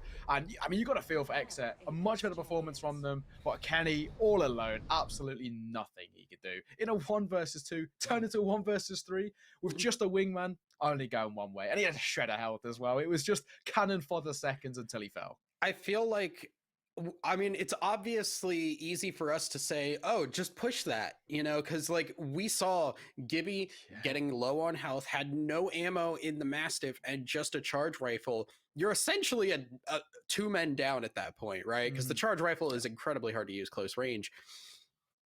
There's no way that Kenny could have known that though. So it just sucks. It's one of those things that you look back on and you're like, oh, if I just knew this information, I would have been able to pull this out possibly. And the care, while in most cases the care spent there, Kenny was trying desperately to figure out where they were and play it very slow. It just gave the opportunity for SSG to heal up and end up winning that final fight. So congrats to them. That is their second win of the day, I believe, and they are doing really well. Yeah, they're steamrolling now. They're really. I mean, they've already, without a shadow of a doubt, guaranteed themselves going into tomorrow. And now, as you sort of mentioned, coming in towards this game and coming in towards the latter part of today, it's all about confidence, right? It's all about kind of netting yourself in a strong position in terms of your personal feelings going in towards tomorrow, where the caliber that you come against in terms of your lobbies definitely takes a step up, because then you're refined into the top 10 from, of course, over here in the A stream and on the B stream and on Knights Arena. It does become that all more important about just having that confident factor and, playing your own game, which is exactly what Space Station are doing. They were coming into today as one of the best teams within NA, and they're proving it. However, one of, if not the best team of NNA, TSM, not the performance on them. What was it? 18th place they finished? It's 19th. not really 19th, exactly. Even worse. Not the place You you gave them too much credit. I get way too much credit. I mean, that's how confident I was in them, and they let me down once again.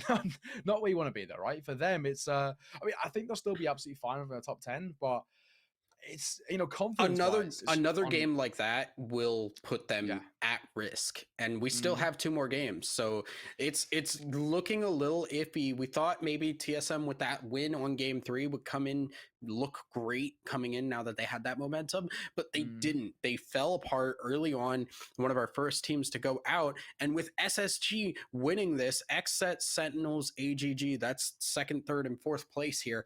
This is starting to look like SSG are just going to run away with first place here. XSET definitely having a great game for themselves too, with 12 kills for themselves. Really solid job, and that should shoot them up into a comfortable spot in this top 10. Especially considering they were in 14th place coming in towards game number 4. I mean, that's huge, right? So they were massively underperforming. It's more than safe to say. We already mentioned them just before the halftime break that it wasn't the greatest start from them. They were very, very overconfident and consistently paying the price for it. But brilliant. Their aggressive nature going on towards Storm Point works brilliantly for them. And of course, this is where you do see Storm Point in terms of all its nuances really start to play into effect. As we mentioned, coming into us today, that it's still relatively untested, isn't it? In terms of the competitive scene, Storm Point's not, it's not really been figured out so far. So because of it, this is where teams can really start to adapt quickly. But let's take a look at the leaderboard. Let's see where things stand. I'm interested to see especially where XSET come into. It's a 5th place spot from 14th to 5th. What a climb from them. 9 places. SSG flying at the top, but G2 sneak their way in towards second. They upgrade by 1. Yeah, they are, solidly in second place, but man, second to 10th is not a huge difference, not in comparison to a lot of other tournaments that you'll see. Unfortunately, SSG just kind of walking away with it right now. I feel like they could just take a break. They could just sit back and let themselves just walk right into day 2 going forward. As we do check, 11th place, 23 points. 10th place, 23 points. We are riding the line. There are some teams right on the edge, and one good game could push these teams up. Teams like TDG, CLX, Lazarus, teams that we have seen just like little moments of greatness from. Just need one good game, and you could lock yourself into a day 2 performance. Precisely. I mean, it's brutal in some cases, isn't it? Like, I think SAF is a pretty prime example. They were in 6th place before going into game number 4, and now in 12th, now just shy. But this is when we go back towards those fringe teams, the teams that are just shy of the top 10, who they themselves need that aggression and need that sort of step up in terms of tempo to be able to find points on the board. And that's exactly what we saw from XSET. You mentioned 12 kills as a team is that's something. It's a good step up from them. But yeah, I mean, that's what we now start to see, especially moving in towards our penultimate game of the day.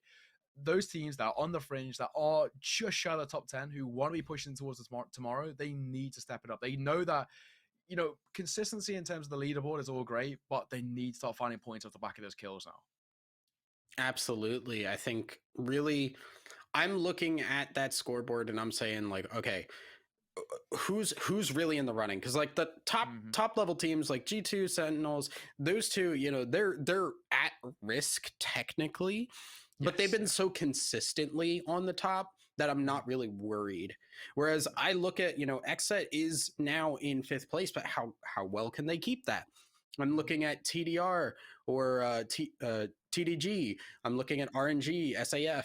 These are teams that are really riding the line and need to be very careful. They need to be able to push themselves to get up in that top 10 and keep it, because we haven't seen the consistency needed.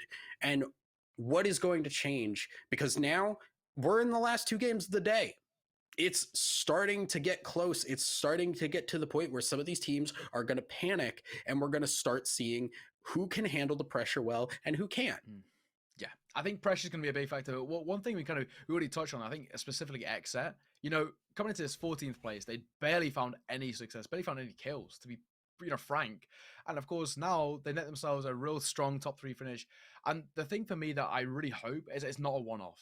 I hope, because if it is, it's not going to be enough. If other teams find that consistency again, we talk about some of those fringe teams, Lazarus, SAF, if those teams start to find the consistent factors that they had on World's Edge, it's not going to be enough for Xset to find one top 3 finish with a notable amount of kills. If it goes back to sort of, how they performed on World's Edge, which was not enough, not good enough at all, they're really going to be in for a troublesome time. But hey ho, game number 4, the penultimate game of the day, as we of course head back to our lovely map of Storm Point. Game number 5, that is, Ian. Game number 5. Look, we say words, we don't say numbers. Numbers are not our strong point. Numbers are not my strong point. Yeah, exactly. Yeah. We're not paid to say numbers. Paid to say words, and the words are going to flow out as we do see the teams flowing out from the dropship onto the map. Once again, nothing too crazy here. Stormcatcher getting a little bit of action, I believe I see shots coming through there. But once again, Shipfall getting the action as we hear the all too familiar guitar riff from Fuse. I love it. Immediately detach. If you want me to detach on a drop, that's how you do it. Get the guitar riff going, and that is me gonzo. Yeah, but what we do see, a little bit of aggression coming forward. Xset versus Complexity, in fact, and that's a notable fight. 2 of the major orgs battling out early in towards round number 1. The doors try and give them room to work with. Kenny trying to pressure his way forward, and actually might be met with something, but in fact, just DXT over the other side, causing problems once again, falling early here. Oh yeah, only got the P2020 right now, and it's just Reptar alive right now. Good shot on the Mastiff, but Complexity will go down. Xset, they do need to revive the members here. Beacon is right by, so shouldn't be too bad, but as always, it is very, very hard when you can just see the respawn ship from all points of the map and recognize these teams are gonna be trying to get themselves back into the game here. Yeah, that is for me concerning. Complexity, 8th place they were standing in, coming in towards today's game of number 5. They're one of those fringe teams like I talk about, and we're getting 1 point maybe off a kill. 2 in that fact is that's not good enough. Try to make your way forward. I mean, this is so overzealous from the likes of Zerbao. He's trying to take an aggressive fight. He's going to pay the price. NM clean up squad wipe for them. 17 squads remaining, and already we spoke about map number 5 going to be aggressive, and exactly like that. Yeah, so Wash's going to be going down as well. Lots of teams going out immediately here. Much more action than we saw on World's Edge. And we do see a lot of teams kind of spreading out more than you would expect here. Look at Sentinels over on the west side, very split apart at the middle, and not too worried because this, once again, this map is a bit larger than World's Edge. There's a lot more area to cover, but I think also just the lack of experience on here is going to end up with teams not expecting teams to come through when they are.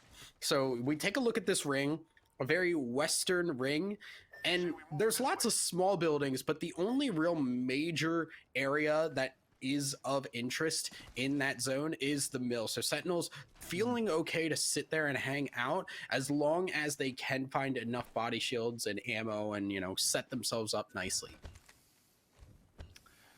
Well, slowing down in terms of tempo once again. A nice full loadout here from Drop, though. He's looking more than comfortable. Gold body armor, purple helmet. Cannot complain. Got a good amount of the loot stacked up for him. SSG in a real strong point in terms of not the leaderboard itself, but this game individually. They have been looking a brilliant factor. And of course, for the other teams over on the other side in the other bracket on that Knights Arena stream, you know, looking back on today over this side, they're going to have to be extremely careful of SSG going towards tomorrow because, I mean, they're already netting themselves as one of the higher seeds.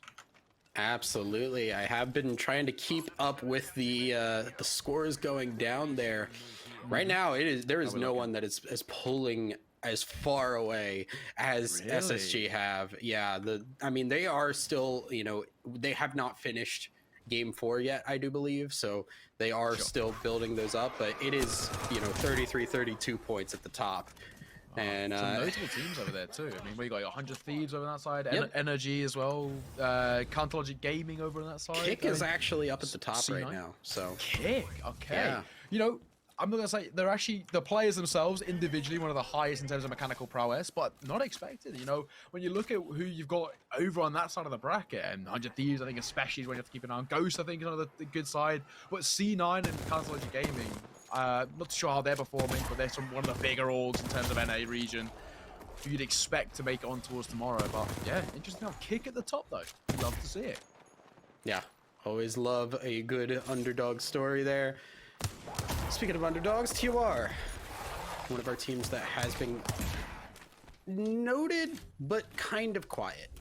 Yes. You know, we have not seen them have any of the major moments that we've seen from Lazarus or from, you know, any of these other teams that have gotten a win or close to one.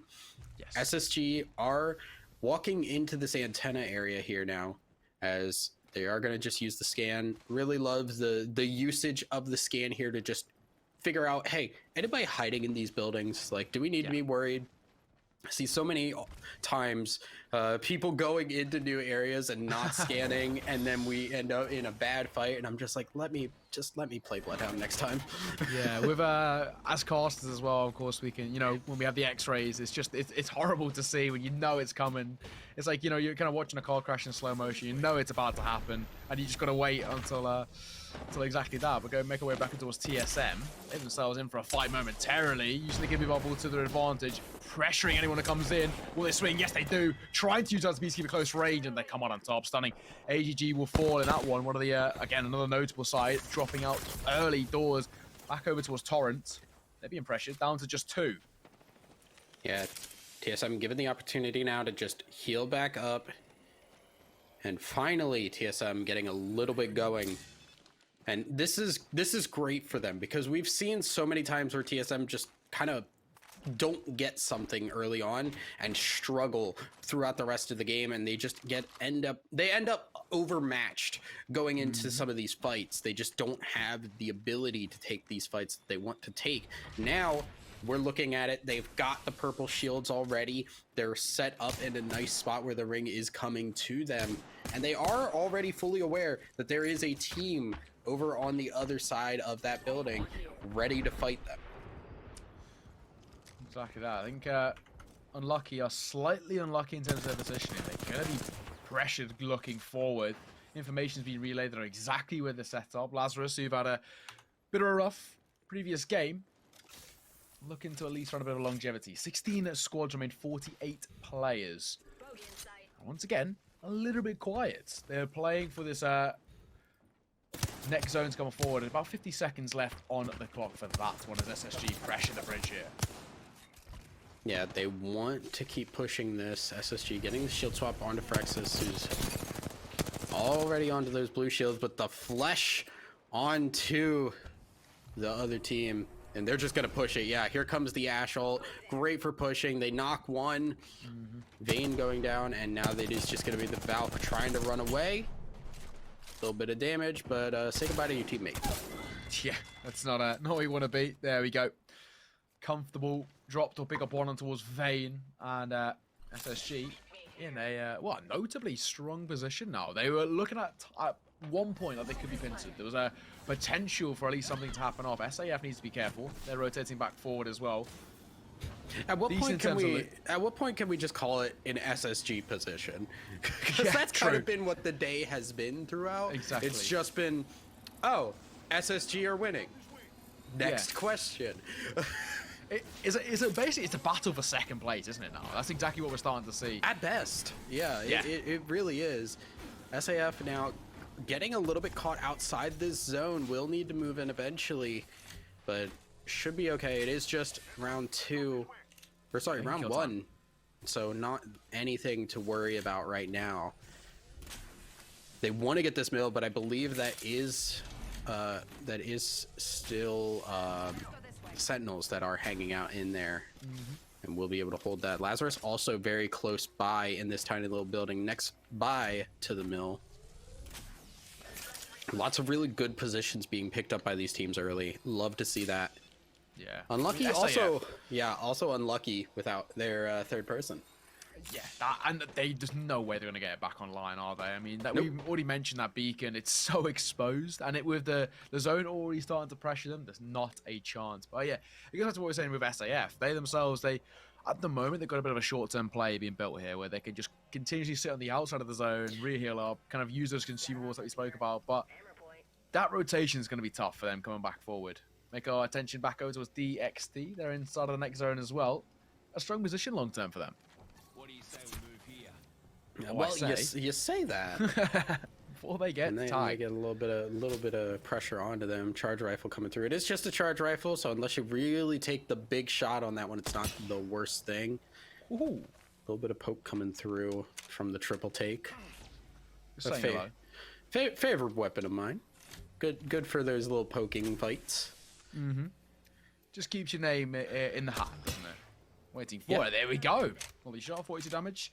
Not really going to be anything to turn the tides, but so far so good. And of course, they're hogging the outside of the next zone. For DXT, they actually don't really need to do anything too different. They can hold, they can wait, and for this side so far, you gotta say, so good. Yeah, DXT also hanging in on this outside here. They don't have very far to go. SAF did manage to sneak into this ring a little bit, but they're getting pushed back out. This is starting to get a little bit dicey here because they're blowing through a lot of meds just hanging out in the ring. Valcult going to be used.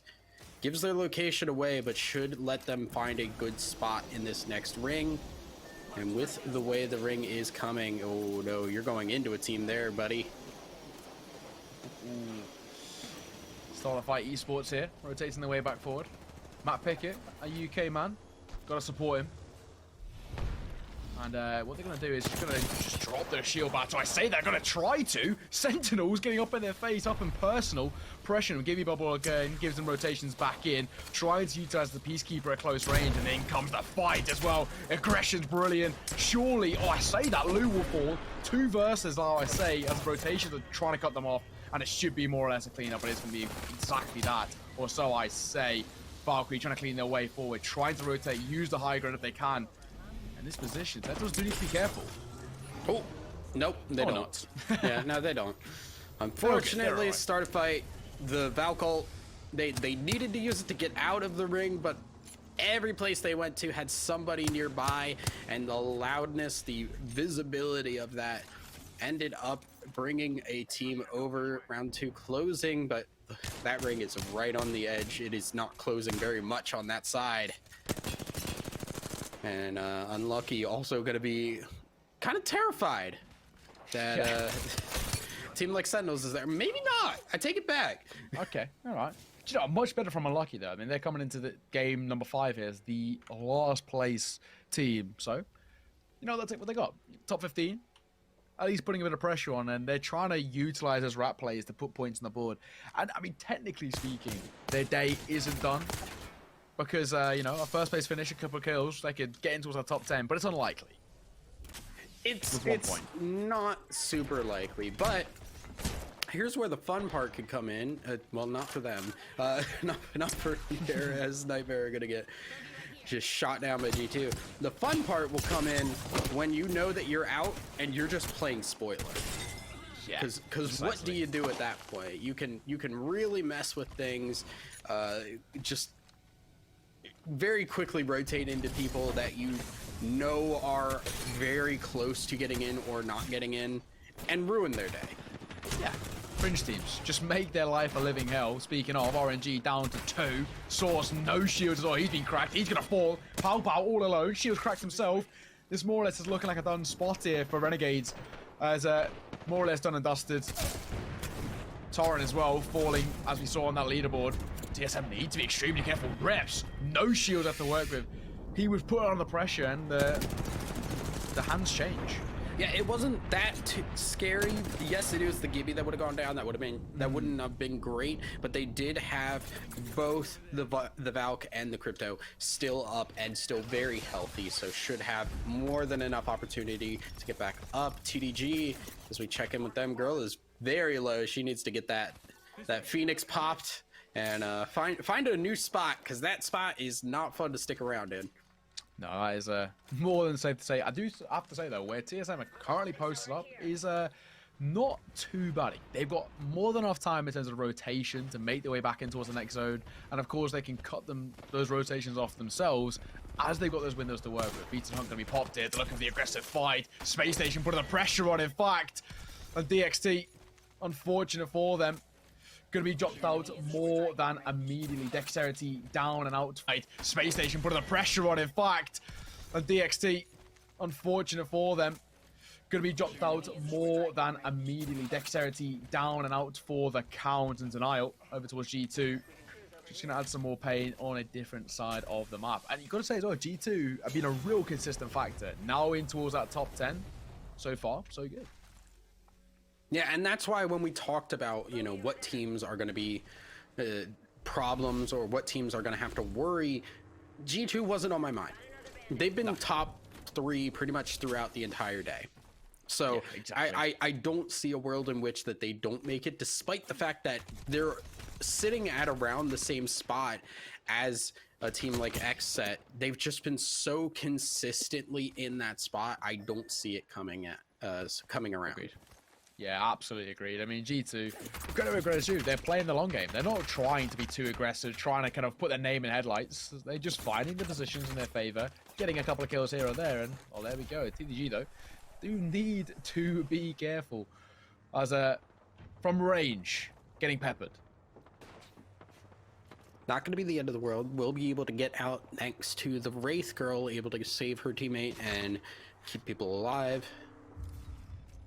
Elevate hanging out in this little bridge area. This is a nice little spot. They will have to rotate out of it in the next minute and a half, but not very far. TSM going to be scouting out, getting a lot of information for the team. Oh man, Imperial How just being the scout, setting up Crypto. the team for success. That's just so annoying, isn't it? He's just being a nuisance. If anything, he's just a distraction as Verhulst pushes his way forward. Oh, what a shot to finish things off. Girl.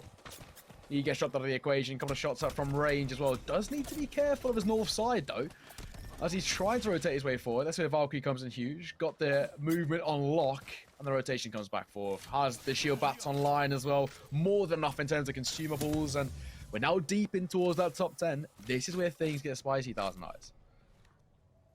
Absolutely. There's not going to be as much room. Oh, I see you.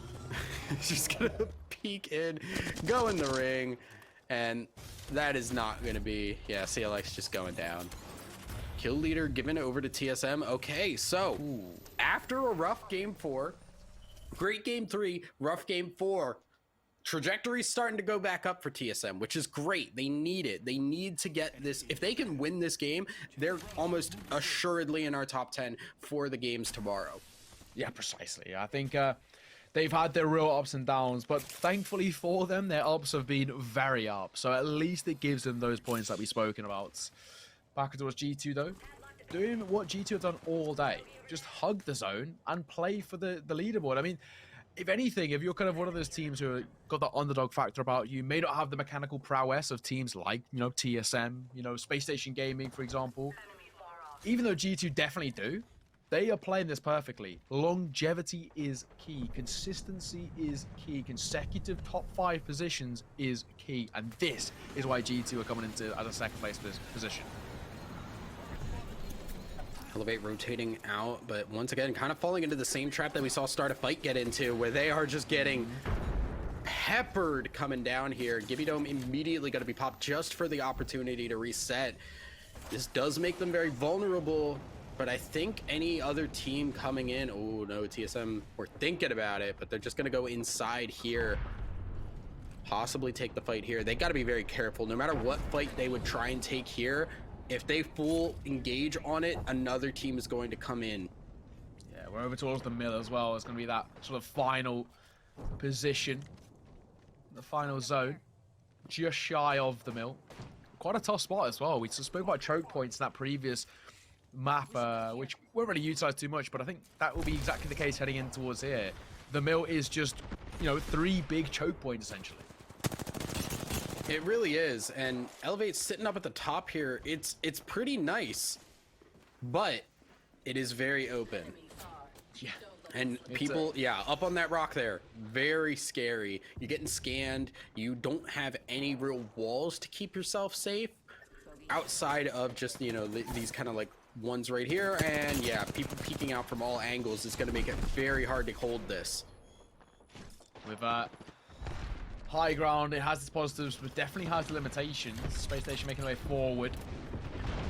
Dropped is in a relatively strongest position. Actually going to double back, but that's where the Bloodhound does what he does best. Finds the information, and of course, off the back of it, the scan, it gives them now just a bit of time. They know they've got, you know, space to work with. They know they're not being pressured too much. Actually going to just drop a couple of nades in deep.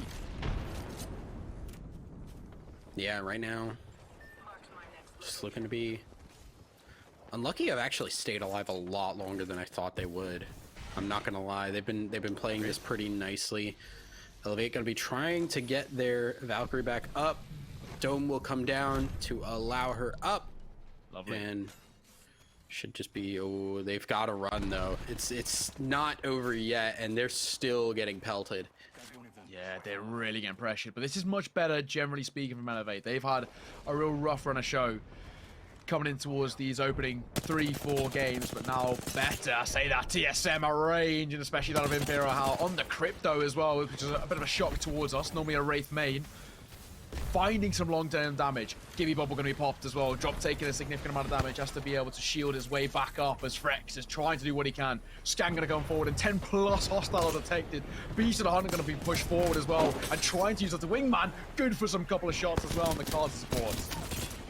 Yeah, Frex just completely taking people down.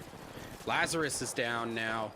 Unlucky still just hanging on here, trying to make themselves as little seen as possible.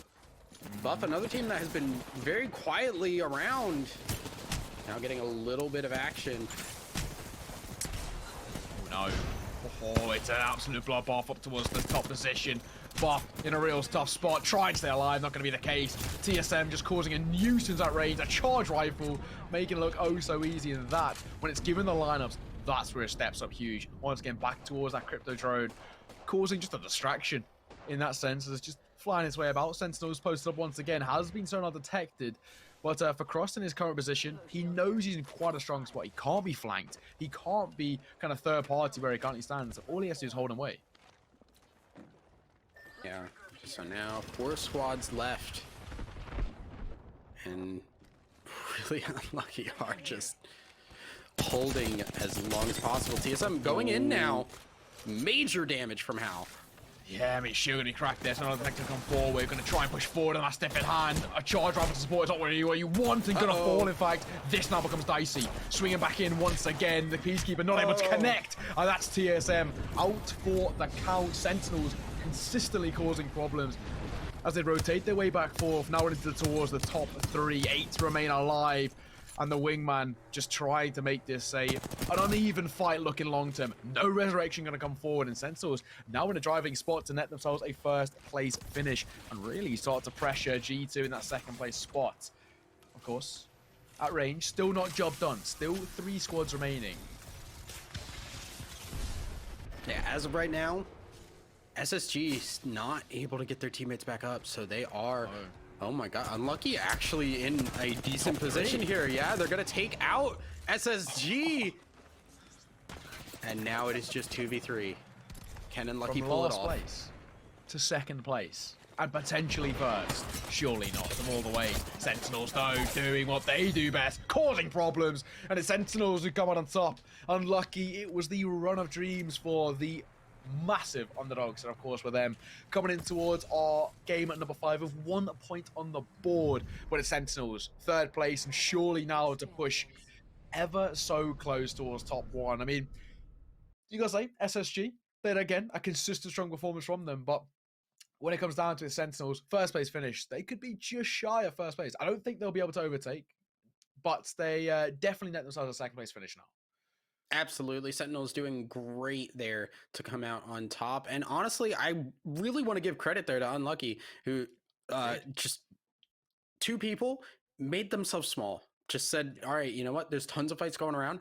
We're not going to peek our heads out. We're not going to make ourselves known or let people know that we are here. We're just going to hold. We're going to wait and let things play out. And then once they realized, hey, that's SSG, that's 1 person left, we just take them out and we get second place. Because remember, the difference between second place and first place is 3 points. It's essentially, if you're in third place and you take out a full squad to get second, it's as much as if those teams had taken themselves out and gotten first.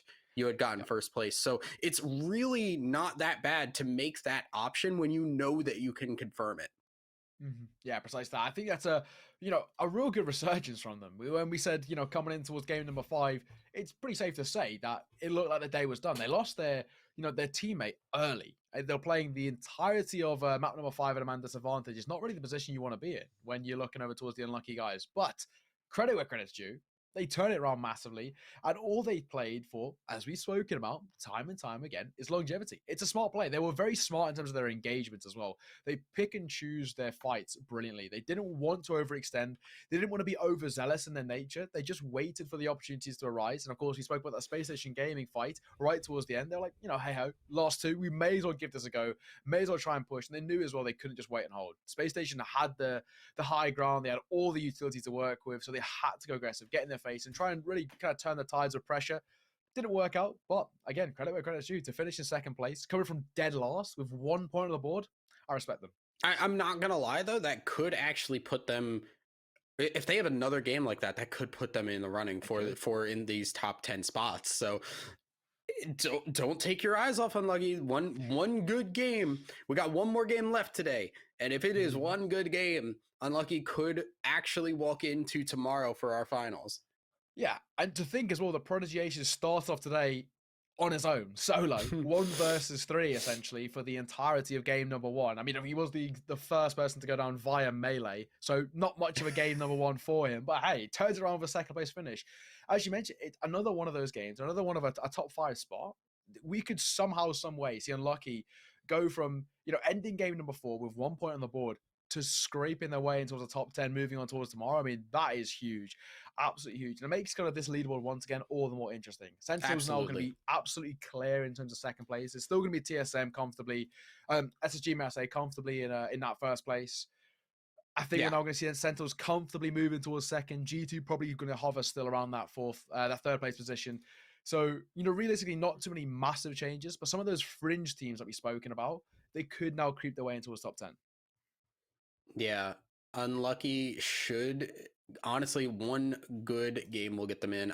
Like you said, SSG gonna be in our top spots. G2, Sentinels, TSM, I think as well, gonna be pretty solidly in our top areas. Nightmare also kind of struggled in that game, so we'll see where they end up placing here.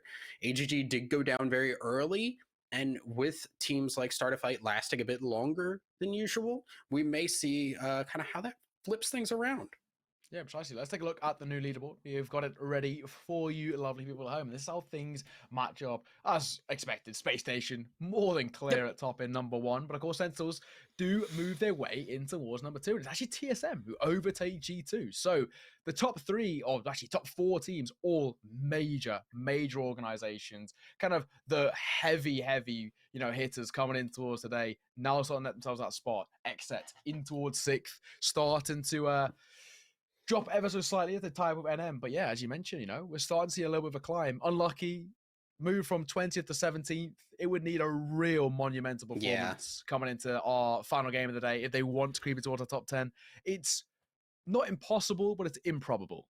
It is improbable because you have to remember that the teams in and around them are still going to get points. Mm-hmm. So you can't just say, oh, well, they just need 14 points and they'll match up with 10th place. No, because Tor might get some, RNG might get some, AGG might get some, Lazarus might get some. You can't just assume you're going to get all the points and turn that one around. So this is honestly really unfortunate for Unlucky, but it's not mathematically impossible. They could still make it work. They could still end up, you see some of these teams that have been taking points go down and they can pick it up. They can go off and take those points for themselves, push themselves into that top 10. Xset, I mean, like AGG, they dropped down really hard there and now they are out of that top 10. We need to see something there. Lazarus have been just right underneath 10th place. We need to see something from them. Start a fight also just starting to lag behind. All of these teams are fighting for their lives and looking at Complexity, RNG, and TOR and saying, these are our spots. We need to take them. Yeah, precisely that. I mean, you look towards, again, it's those fringe teams, I like to call them. AGG, Lazarus, Starter Fight, Complexity, even Buff to a degree, have that potential to sneak in.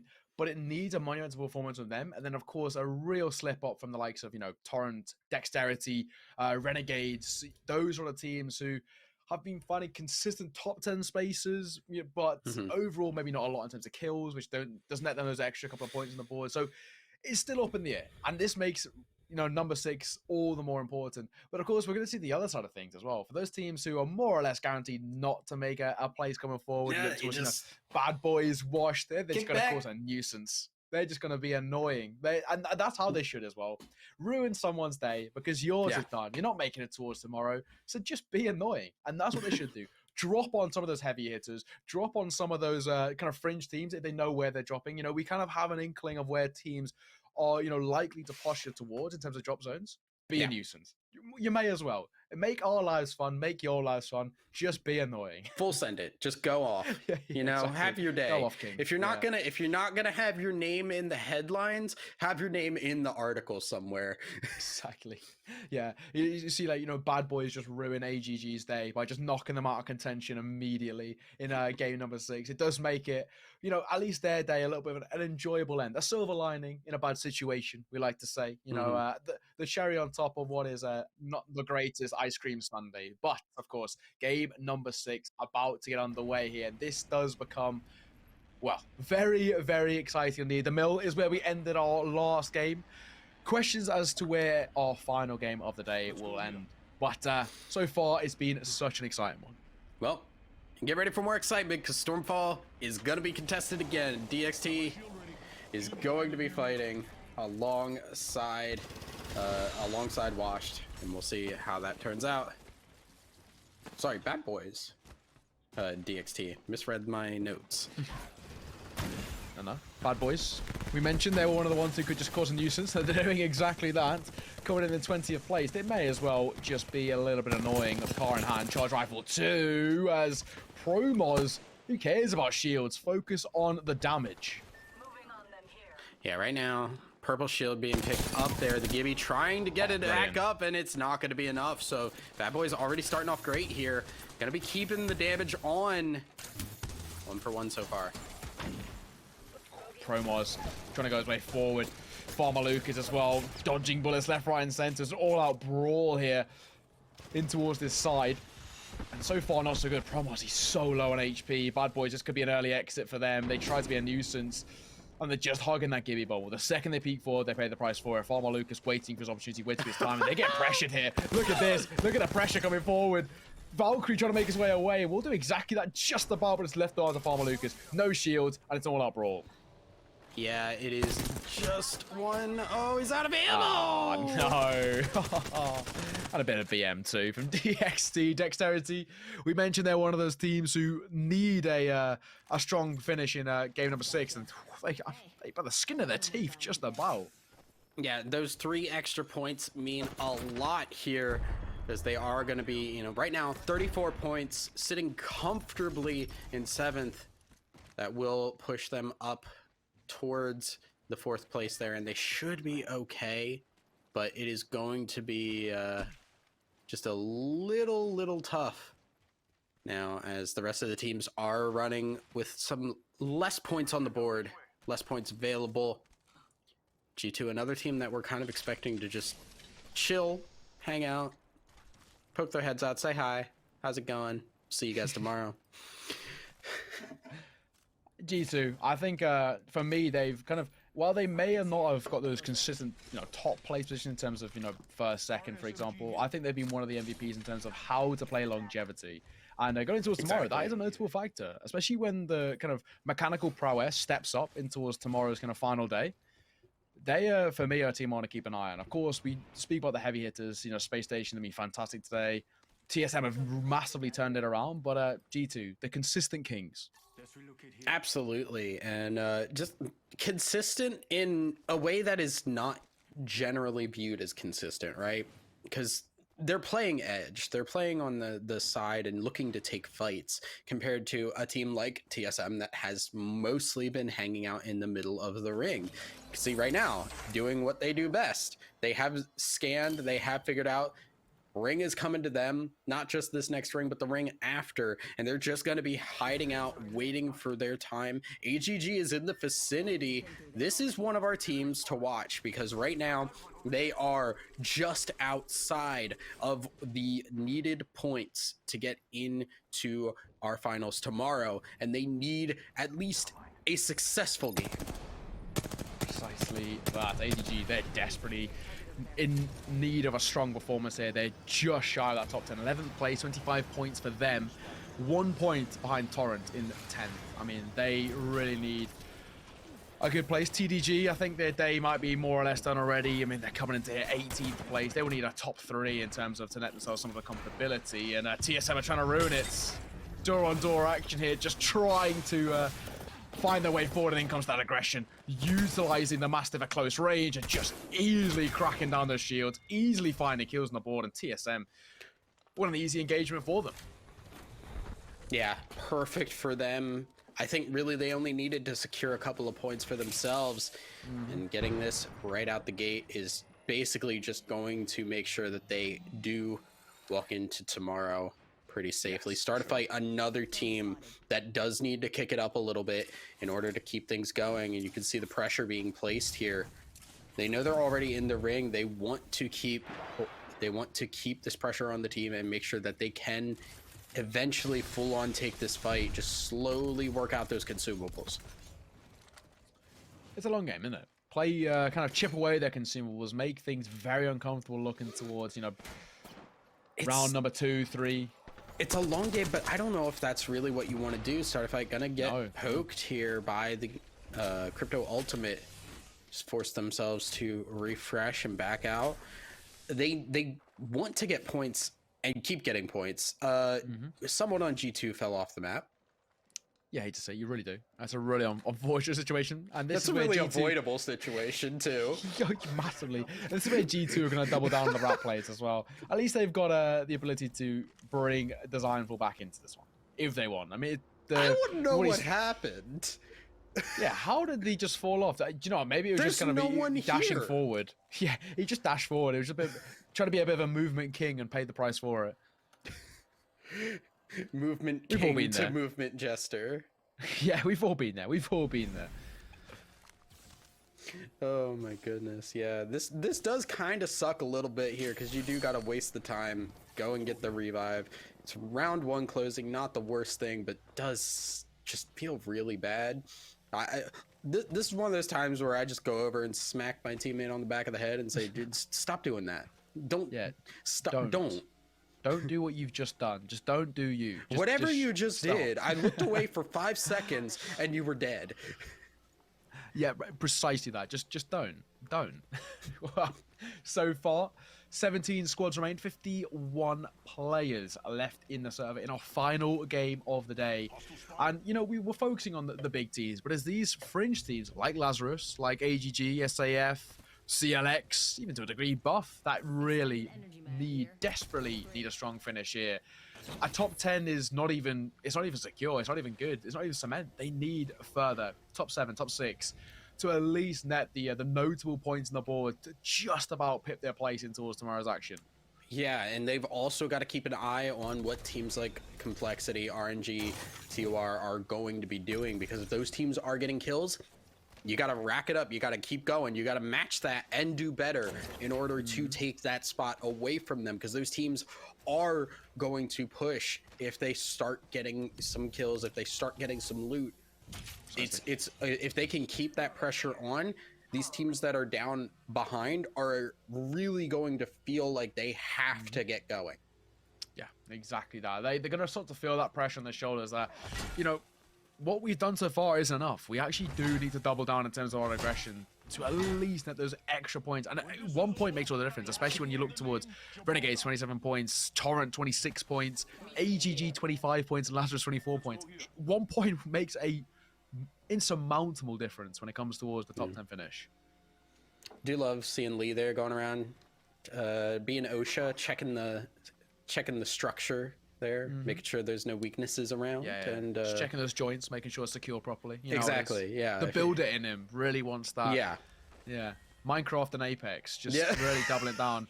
Yeah, you know, Minecraft, that was the OG kind of battle royale when you look towards the end of the Hunger Games. That's where everything kick-started. So he just running back to his roots. Got the axe out, chopping down some trees. I guess so. You know how he does. You know, I didn't come into today saying, you know what we're going to do? We're going to compare Minecraft and Apex. But here we are. Nothing compares to the GOAT. Nothing compares. But what we do compare is to Sentinels sitting uncomfortably in the zone. But at least they got the Replicator online, getting a really healthy amount of loot on board here. Purple armor. Looking long game for them is strong, especially if they want to pressure, may I say, Space Station Gaming for that first place finish. But realistically speaking, it's unlikely they'll push them off the top pedestal. Yeah, TR just hanging here, waiting for their moment, and they are gonna have to start burning through consumables here. Ring is fairly close by, so not too much of a concern just yet, but it does mean that they are going to have to blow through that med kit that they do have. I'm curious what the strategies are going to be for some of these teams, because TOR Complexity, they currently are in the top 10, but they're not safely there. So are these going to be teams that we see play very slow, sit back, wait, and try and get as many placement points as possible? True. Or do you try and do the G2 thing and play on the fringe, play on the edge, and see if you can get some kills here? Complexity, I feel like, is a team that is looted up and ready to do that.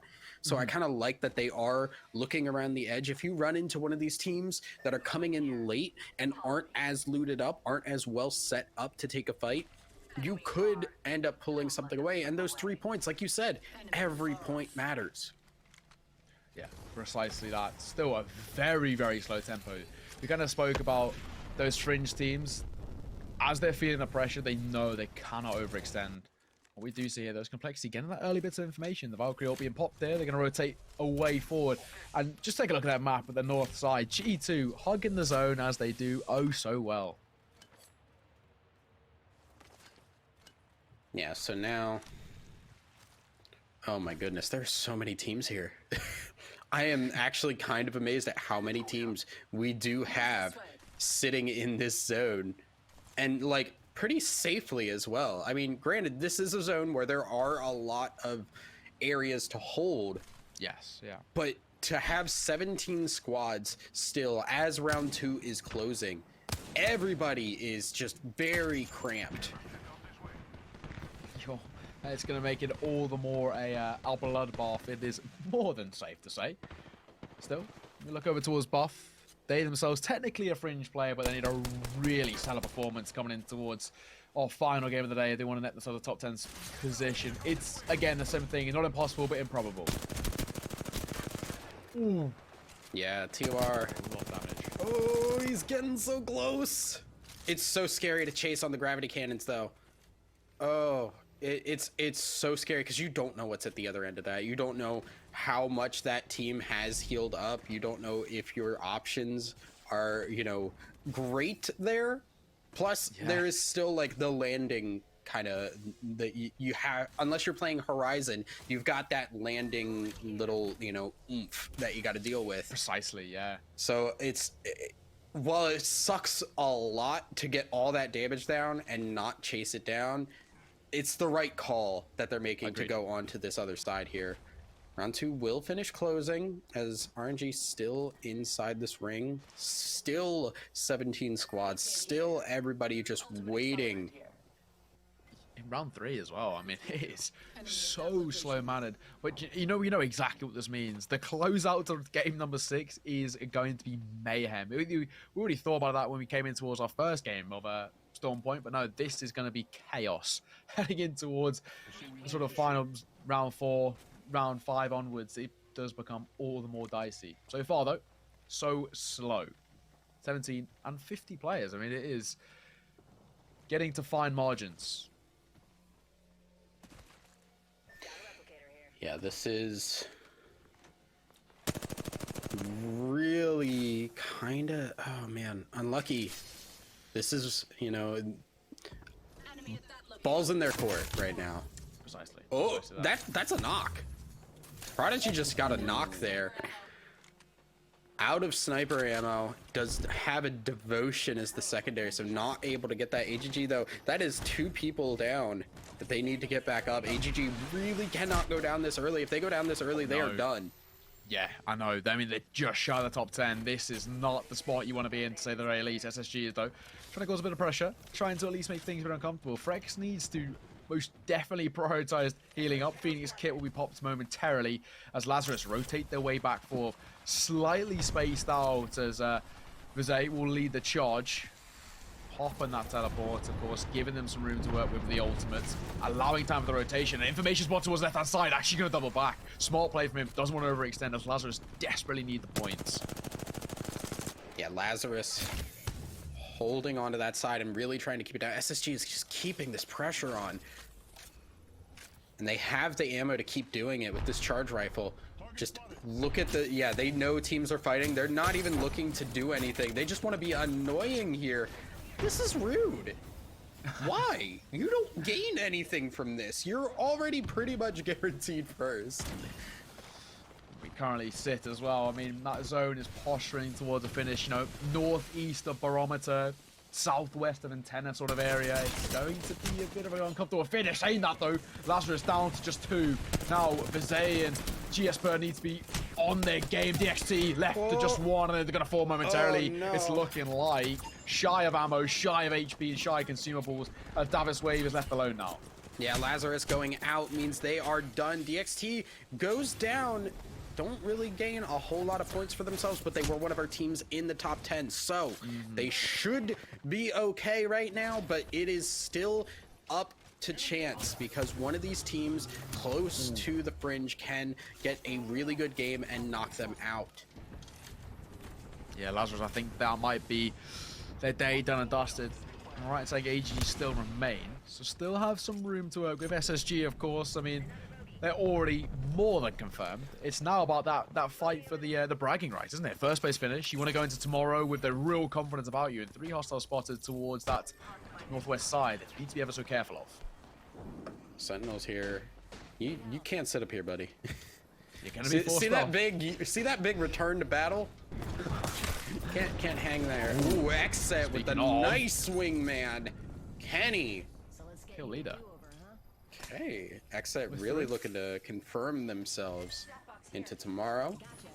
And I believe really with 5 KP at least and in 10th place, they have done so. RNG showing up though.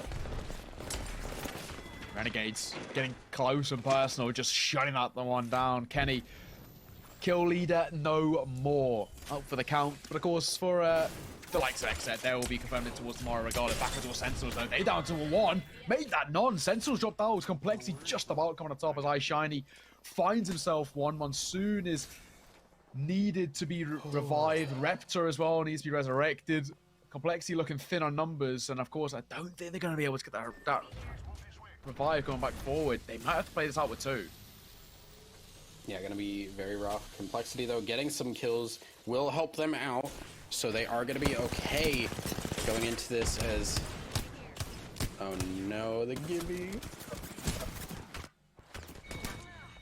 Yeah, that's gonna be it. There we go. Elevate going down.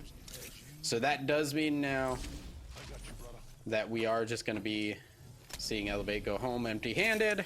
For sure. Unfortunate. It's But now- unfortunate, isn't it? It is, but it does Resurrections. make things interesting now because RNG are getting points for themselves. Lazarus is out. Starter Fight, I believe, is still in here. I could be you are wrong. correct. AGG, I don't know where AGG are, if they went down or not.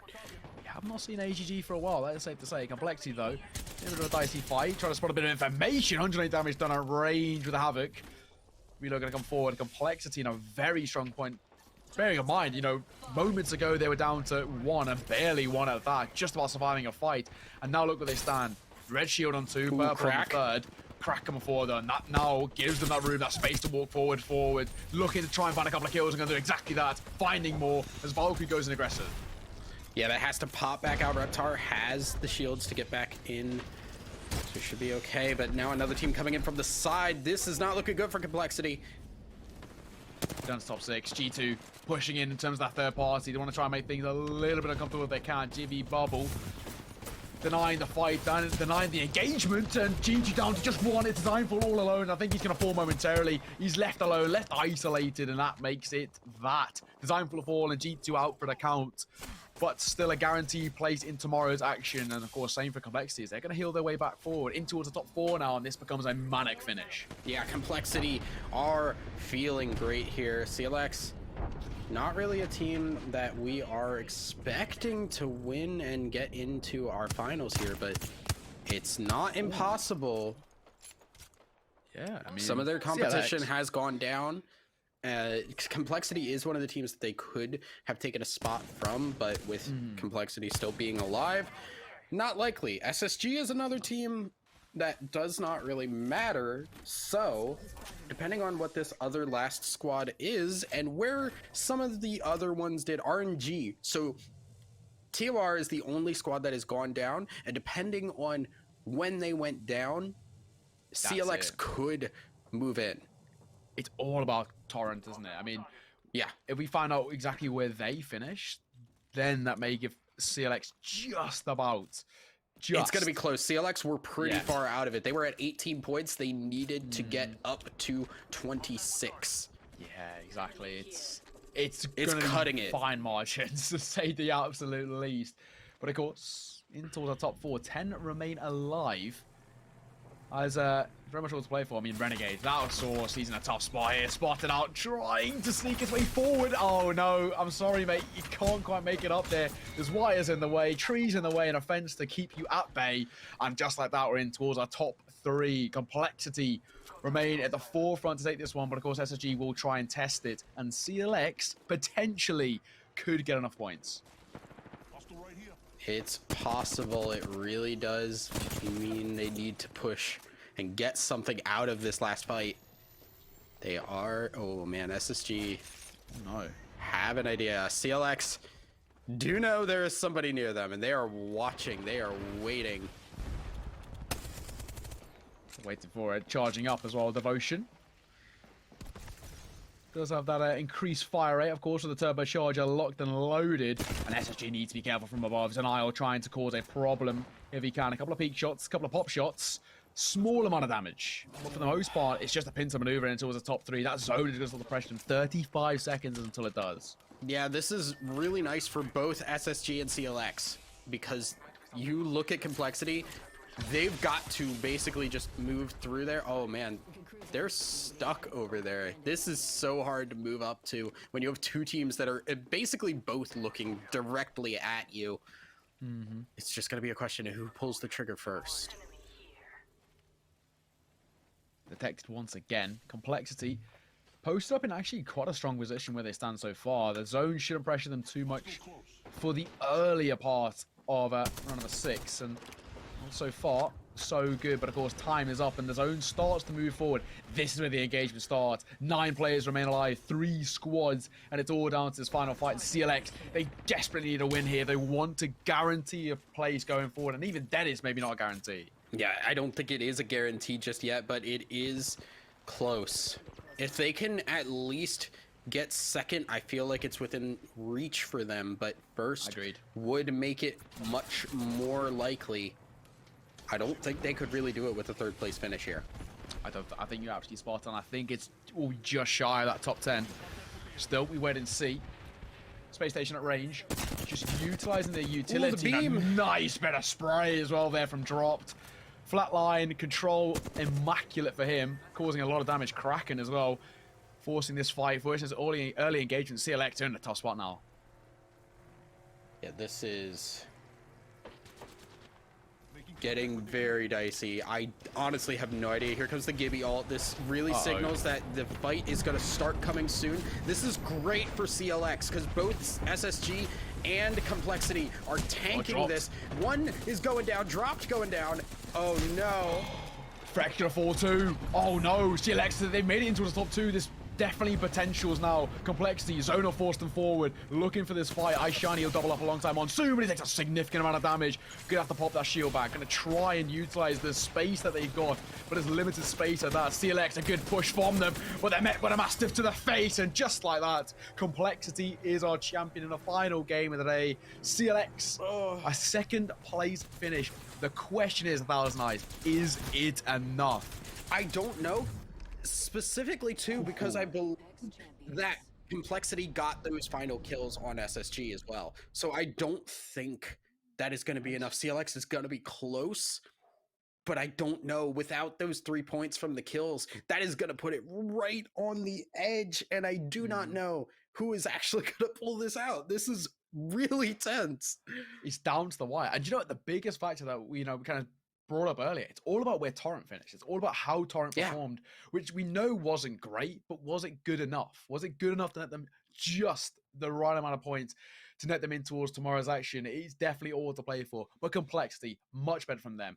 Great use of the map to their favor, great use of the space around them, and then of course the aggression, the step up in tempo when it was necessary. You know, CLX, they knew they were pressured by the zone and their geographical location, didn't have the high ground.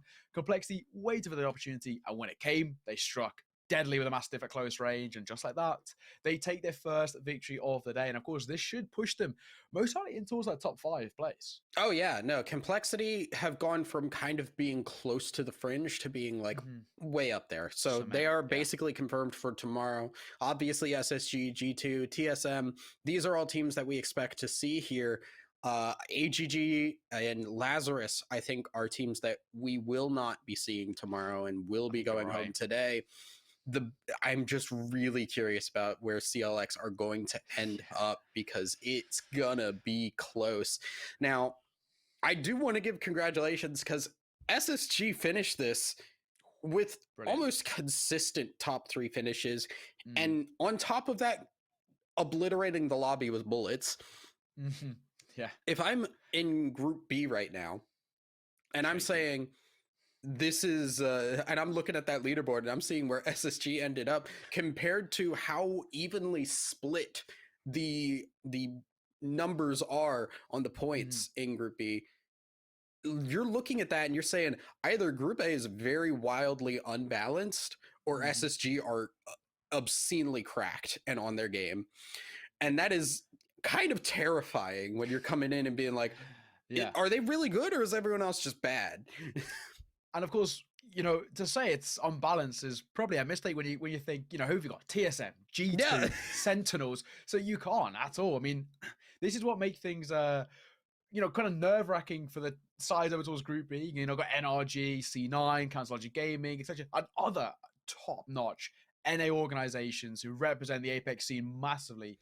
They're going to be shaking in their boots ever so slightly, quaking, is safe to say, when they've seen the monumental performance from Space Station. And now going in towards tomorrow's action as well, they have to be a side that, we keep an eye on because they were brilliant, start to finish. As you mentioned, consistent top three performances. I think TSM shot themselves in the foot with a really rough start, but the same thing can be said towards the sides like Lazarus, for example. They started really well and then shot themselves in the foot with realistically speaking, a terrible finish. They could have netted themselves a top 10 finish off the back of, those first two maps. Brilliant. They were kind of, sitting comfortably on the 6th, the 7th spot, consistent top 10 finishes, but then it just fell off a cliff.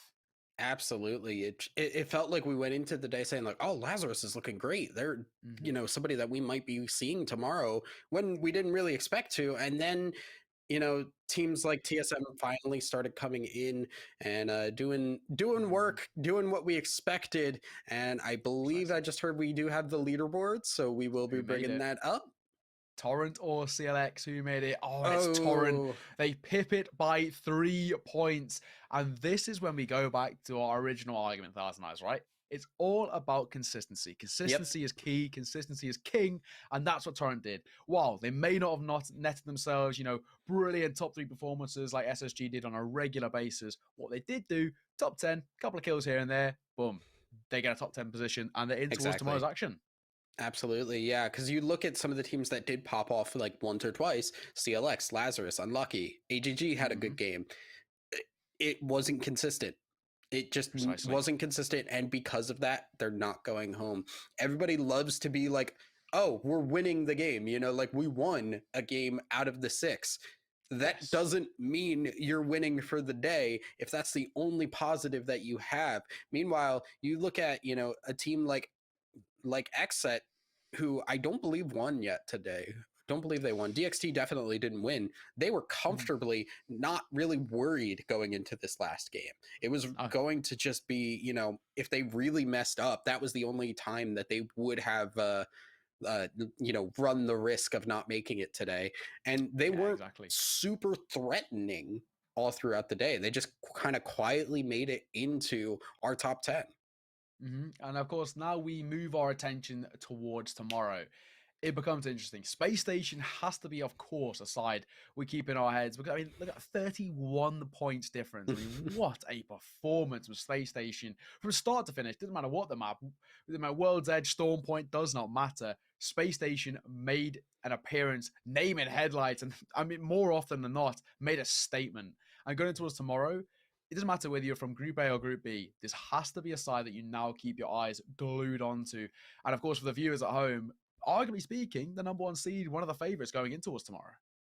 I think you're lying to yourself if they're not in the conversation for it. Like, how do you go 86 points in a group, 30 points above another second place, and be like, yeah, no, that's not my favorite. They're not my favorites to win. That's insane performance. Absolutely. Now, I do think, honestly, there's always the chance that it's kind of a day-to-day thing, right? You come in today and you're just hitting your shots, you're feeling good, you're making great calls. That can change tomorrow. That can change when you have, TSM. They make the better calls and they are up there with it, right? Because they were getting some really nice plays. They were getting some pushes on teams and getting really good loot to set themselves up for wins. I think, honestly, just a little more aggression there, and we would have seen them basically in the same spot alongside SSG.